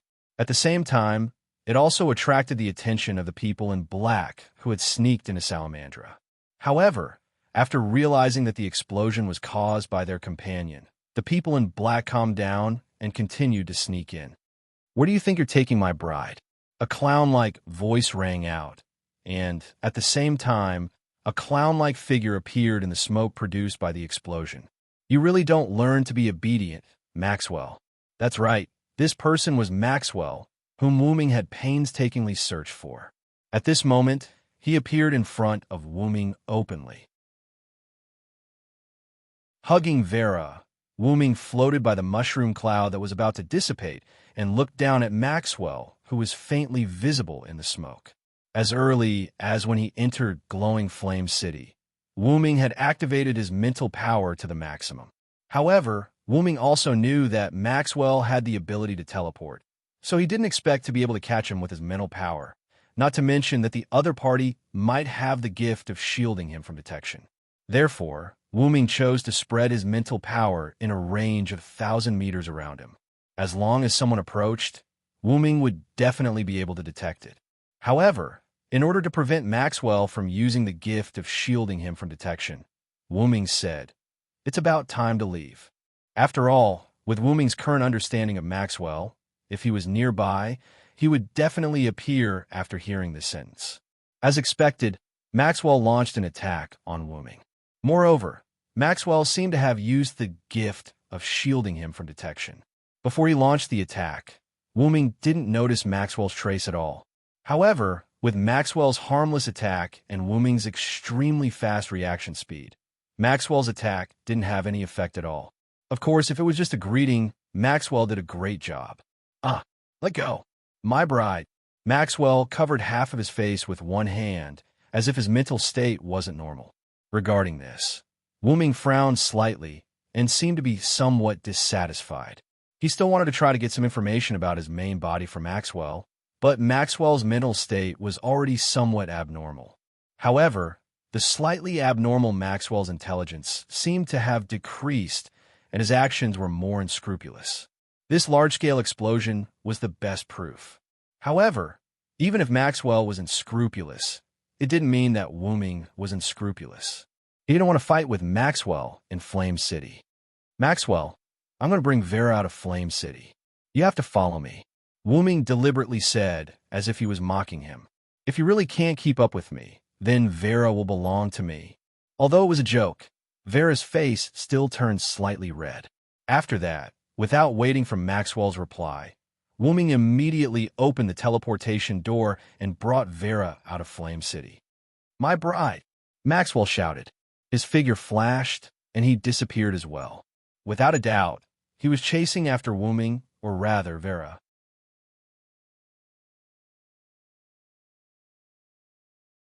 Chapter 848. Inside Salamandra. The black-clothed men who had infiltrated Salamandra were quietly moving towards their designated location. Because a large number of people had been sent out to repair Raging Flame Capital, and because the explosion had attracted the attention of Salamandra, more people had been sent out. Coupled with the fact that the black-clothed men were moving towards an extremely remote area, the black-clothed men did not encounter many people along the way. And even if they did encounter people, with the black-clothed men's special gift of stealth, basically no one would be able to discover them. Salamandra's headquarters was a large palace made up of 12 palaces. When the black-clothed men sneaked into the 5th palace, they all stopped. Then, after some planning, they went deeper into the 5th palace. They went deeper and finally arrived at a blind spot where there was a bronze statue. We're here, right? Among them, the black-clothed man who seemed to be the leader looked at the bronze statue in front of him and quietly asked. If Wooming was here, he would definitely be able to recognize the owner of this voice. It was Galgi, who he had ruthlessly peeled off a layer of skin during the day. At the same time, Wooming would probably be able to guess what Galgi and the others wanted to do. Break the seal of absolute evil.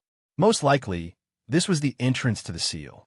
However, it was clear that the key items to break the seal could not be gathered.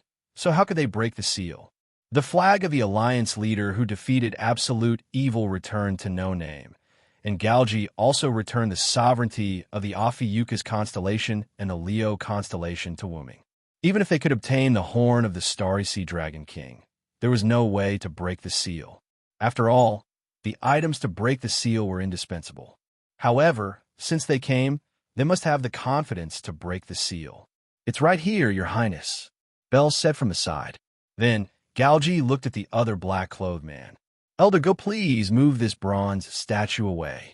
However, the only person who could be called Elder Go by Galgi was the griffin with the genome tree engraved on its body. Although it was inconceivable, the black-clothed man who Galgi spoke to was indeed the griffin from before. Why would it appear here in human form? It was probably a special gift item. Yes, Elder Go answered simply. Then, he walked to the front of the bronze statue. The others also made way for Elder Go to perform. Ling, how are the preparations going? It seemed that was what Galgi was relying on to break the seal of absolute evil. Everything is ready, Ling said as she took out a gift card from her backpack. Then, Ling started crying to Galgi. However, Your Highness, that inside is seriously corroding my gift card. I'm afraid it won't be long before my gift card becomes useless. If White Yiksha heard these words, he would definitely be shocked. The gift card's full name was Laplace paper. It wasn't something that could be casually destroyed. However, the thing inside Belle's gift card was actually able to corrode the gift card. What was inside the gift card? Moreover, generally speaking, the gift card could disappear like a servant's spiritual form. It could be taken out at any time without worrying about losing it. However, it seemed that Ling's gift card couldn't do that at all because of the thing inside it. Is it that serious? Galgi was surprised. You should know that we've offered ourselves as gift cards. The last black-clothed man, Aurora, who wanted to attack, No Name sighed helplessly. For the sake of that, basically everyone except His Highness had taken out their gift cards and used them as containers to move that. First, they put that into a gift card, then used another gift card to store that. After that, they used another gift card to store the gift card. Simply put, it was a nesting doll. However, even so, the speed at which that eroded the gift card was beyond everyone's imagination. Naturally, the changes in the gift card could be perceived by its owner. Along the way, Maxwell's gift card was broken, followed by Aurora and Elder G's gift card. In the end, only Ling's gift card could barely be used. His Highness gift card collected the things in other gift cards. After all, the gift card was very rare. Even Galgi and the others used it to store their personal belongings. After contributing their gift cards, their belongings naturally had to be handed over to Galgi to help store. But this also means that does indeed have an ability beyond our imagination. Galgi was not worried, but happy. Although that was the case, Ling's gift card was indeed reaching its limit. In the end, if only that bastard Maxwell could give us Pandora's box. Ling complained. Pandora's box was highly resistant to that. Or, it could be said that as a box that contained all calamities, Pandora's box had the ability to contain all calamities. It could be said that there was no calamity item that Pandora's box couldn't contain. After all, that was the very thing that Pandora's box transported to the lower levels. Although that's the case, Pandora's box is already full of holes. If it continues to be used, I'm afraid it will be destroyed. Galgi had seen what Pandora's box looked like after that was taken out. He didn't dare to imagine that could corrode Pandora's box to such an extent. And Pandora's box still needs to be used to recover that. It can't be completely corroded. After all, this was an item that the higher-ups lent to them and had to be returned to them in the end. Moreover, Maxwell had contributed his own gift card, so no one gossiped. It's clearly something that won't be used for long. It's obvious that the higher-ups are deliberately causing trouble for us, Ling complained rather angrily. The reason for causing trouble was naturally obvious. After all, they lost the item that the higher-ups gave them to unlock absolute evil. It's all that bastard's fault. If he didn't steal our item, we wouldn't have to work so hard. Ling was furious when she thought of that person. Of course, she was talking about Wuming. He captured her and Aurora to blackmail Galgi into exchanging the item that belonged to No Name. In the end, he took away everything that they needed for their next plan. He was simply a robber. It was precisely because of this that they had no choice but to use that to unlock the seal of absolute evil. Since it's already like this, let's not talk about him anymore. Galgi naturally didn't have a good impression of Wuming, but what Ling didn't know was that what Wuming said to Galgi before she fainted still had some effect on Galgi. And since we're already here, we can just release that later, Elder Go advised in a calm voice. This was the only consolation that everyone had. Get ready, I'm going to push it away. As Elder Go spoke, he exerted force with one hand. The bronze statue that Elder Go was holding with both hands was pushed away without any movement, or was lifted and moved away. As a griffin, even if Elder Go used a special gift to temporarily transform into a human form, he was still a griffin. Naturally, he was extremely powerful. After the bronze statue was pushed away, what was revealed was a spiral staircase that led underground. Elder Go, I'll have to trouble you and Aurora to bring up the rear. Ling, let's go in. Yes, Your Highness. Elder Go and Aurora nodded in agreement. Then, Galgi and Ling stepped into the spiral staircase. Aurora and Elder Go seemed to have a tacit understanding. Aurora quietly retreated into the darkness to investigate the surrounding situation, while Elder Go gently placed the bronze statue back to its original position. Then, Elder Gu also disappeared into the darkness as if no one had ever been here.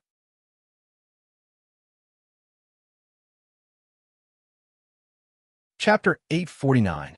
Outside of the capital of blazing flames, Wu Ming carried Vera out of the portal and flew in a random direction. One had to know that most of the land in the North District was barren land, and so was the outer sect of the 54545 division. Therefore, there was no need to deliberately find a barren land to fight Maxwell, because places that were not cities were basically barren. My bride? Let go of my bride. The voice was heard before the person could be seen. There were some ripples in the space. In the midst of the distortion, Maxwell appeared at the place where Wu Ming had appeared before. Looking at Wu Ming's departing figure, Maxwell's figure flashed, and along with the distortion of space, Maxwell disappeared again. On Wu Ming's side, seeing that it was about time, he stopped.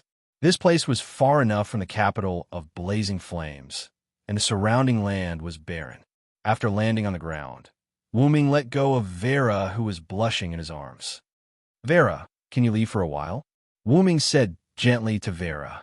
Vera tilted her head in confusion at first, then nodded silently. She turned around and waved her hand, opening a door, the realm door.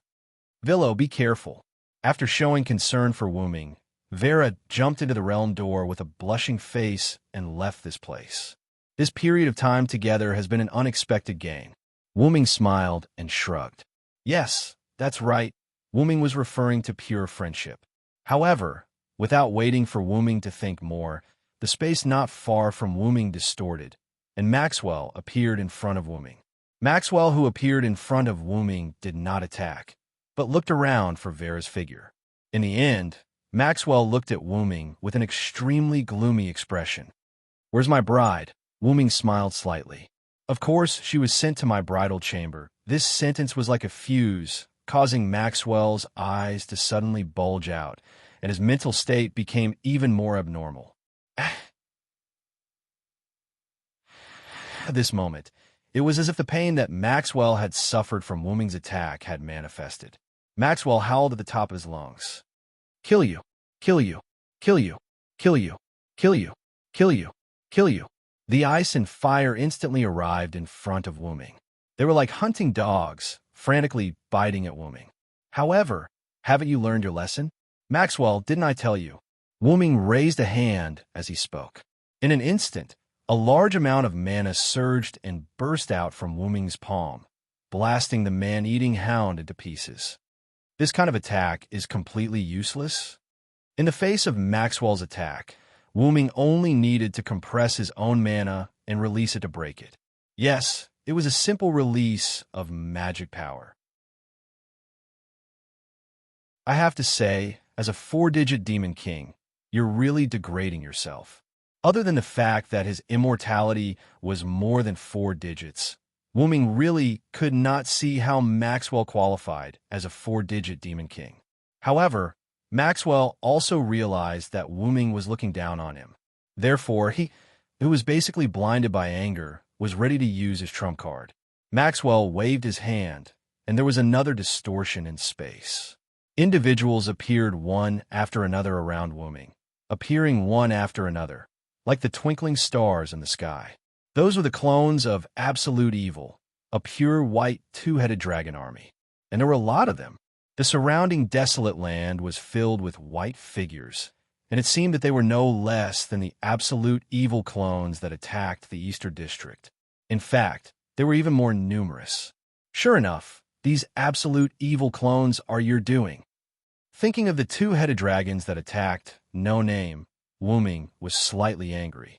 If Wu Ming was not there, perhaps the entire No Name would have suffered. As a member of No Name, Wu Ming would not allow it.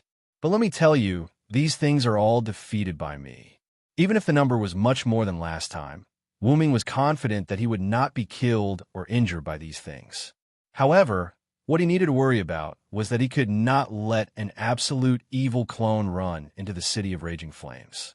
Wu Ming could not imagine the consequences of an irrational existence with the power of a deity entering the city. At such a close distance, You won't have a chance." Without waiting for Maxwell to finish speaking, the absolute evil clones rushed towards Wu Ming as if they had received an order. Indeed, as Maxwell said, the distance was too close, and Wu Ming did not have time to chant. However, Wu Ming's 12 clones could be instantaneously cast. But my ability is not limited to authority. In an instant, the absolute evil clones buried Wu Ming, forming a small mountain of absolute evil clones. However, immediately after that, several rays of light came out from the absolute evil clones. Octogod, great God's mark. As the voice fell, an explosion occurred from the absolute evil clones. Countless absolute evils were blown to ashes, and not a single drop of blood was left behind. What? The explosion was so inexplicable that Maxwell did not understand what was going on. He saw with his own eyes that Wu Ming, who did nothing, was covered by the absolute evil clones. Do you know the Lune Rune? Wu Ming, who walked out from the center of the explosion unscathed, stretched out his finger and drew in the air as he spoke to Maxwell. The great god Odin sacrificed an eye in exchange for supreme wisdom. It's not that simple. Wu Ming casually tossed the rune that he had drawn, and a few more absolute evil clones that charged forward were instantly burned to ashes and disappeared with the wind. In order to prevent the blood of the absolute evil clones from producing new absolute evil clones, Wu Ming had been using the Lune Rune that could completely destroy the absolute evil clones. Maxwell, who understood what the Lune Rune was, could not help but frown. He was so angry that he was about to lose his mind, but he did not completely lose his mind. He still understood what was futile. Not only that, but Wu Ming also had the powerful power of chanting and a Manchala square that stored many divine persona equipment. No matter how many absolute evil clones there were, they would not be able to do anything to him in a short time. Moreover, Vera might have already escaped. This guy is just trying to piss me off. At that moment, Maxwell had such a thought. To put it bluntly, Maxwell wanted to escape. Wu Ming naturally would not let Maxwell escape. I still say the same thing. As a 4-digit demon king, you are too cheap. You are not worthy of Vera at all. One of Wu Ming's taunts made Maxwell angry again. Ah! Shut up. Vera is mine. Mine. Wu Ming could not help but laugh. As expected, Maxwell would lose his mind when it came to Vera. Wu Ming's previous taunts were all to make Maxwell gradually lose his mind and lower his IQ. After all, an opponent without reason would not escape. Moreover, an opponent without reason would not hold back their strength and would reveal their hidden killer moves. For example, standing in the middle of the absolute evil clones army and being able to command the absolute evil clones. Wu Ming had more or less understood Maxwell's situation. Next, it was time to use the real deal. If Maxwell reacted and allowed any of the absolute evil clones to escape to the capital of Raging Flames, it would be a big problem. Moreover, with so many absolute evil clones, this should be all of Maxwell's assets. It was just nice to get rid of them all in one go. At that moment, Wu Ming snapped his fingers. That you're tuning in to the Warrior Lore YouTube channel. Don't forget to subscribe and join us on this journey to catch the most captivating stories.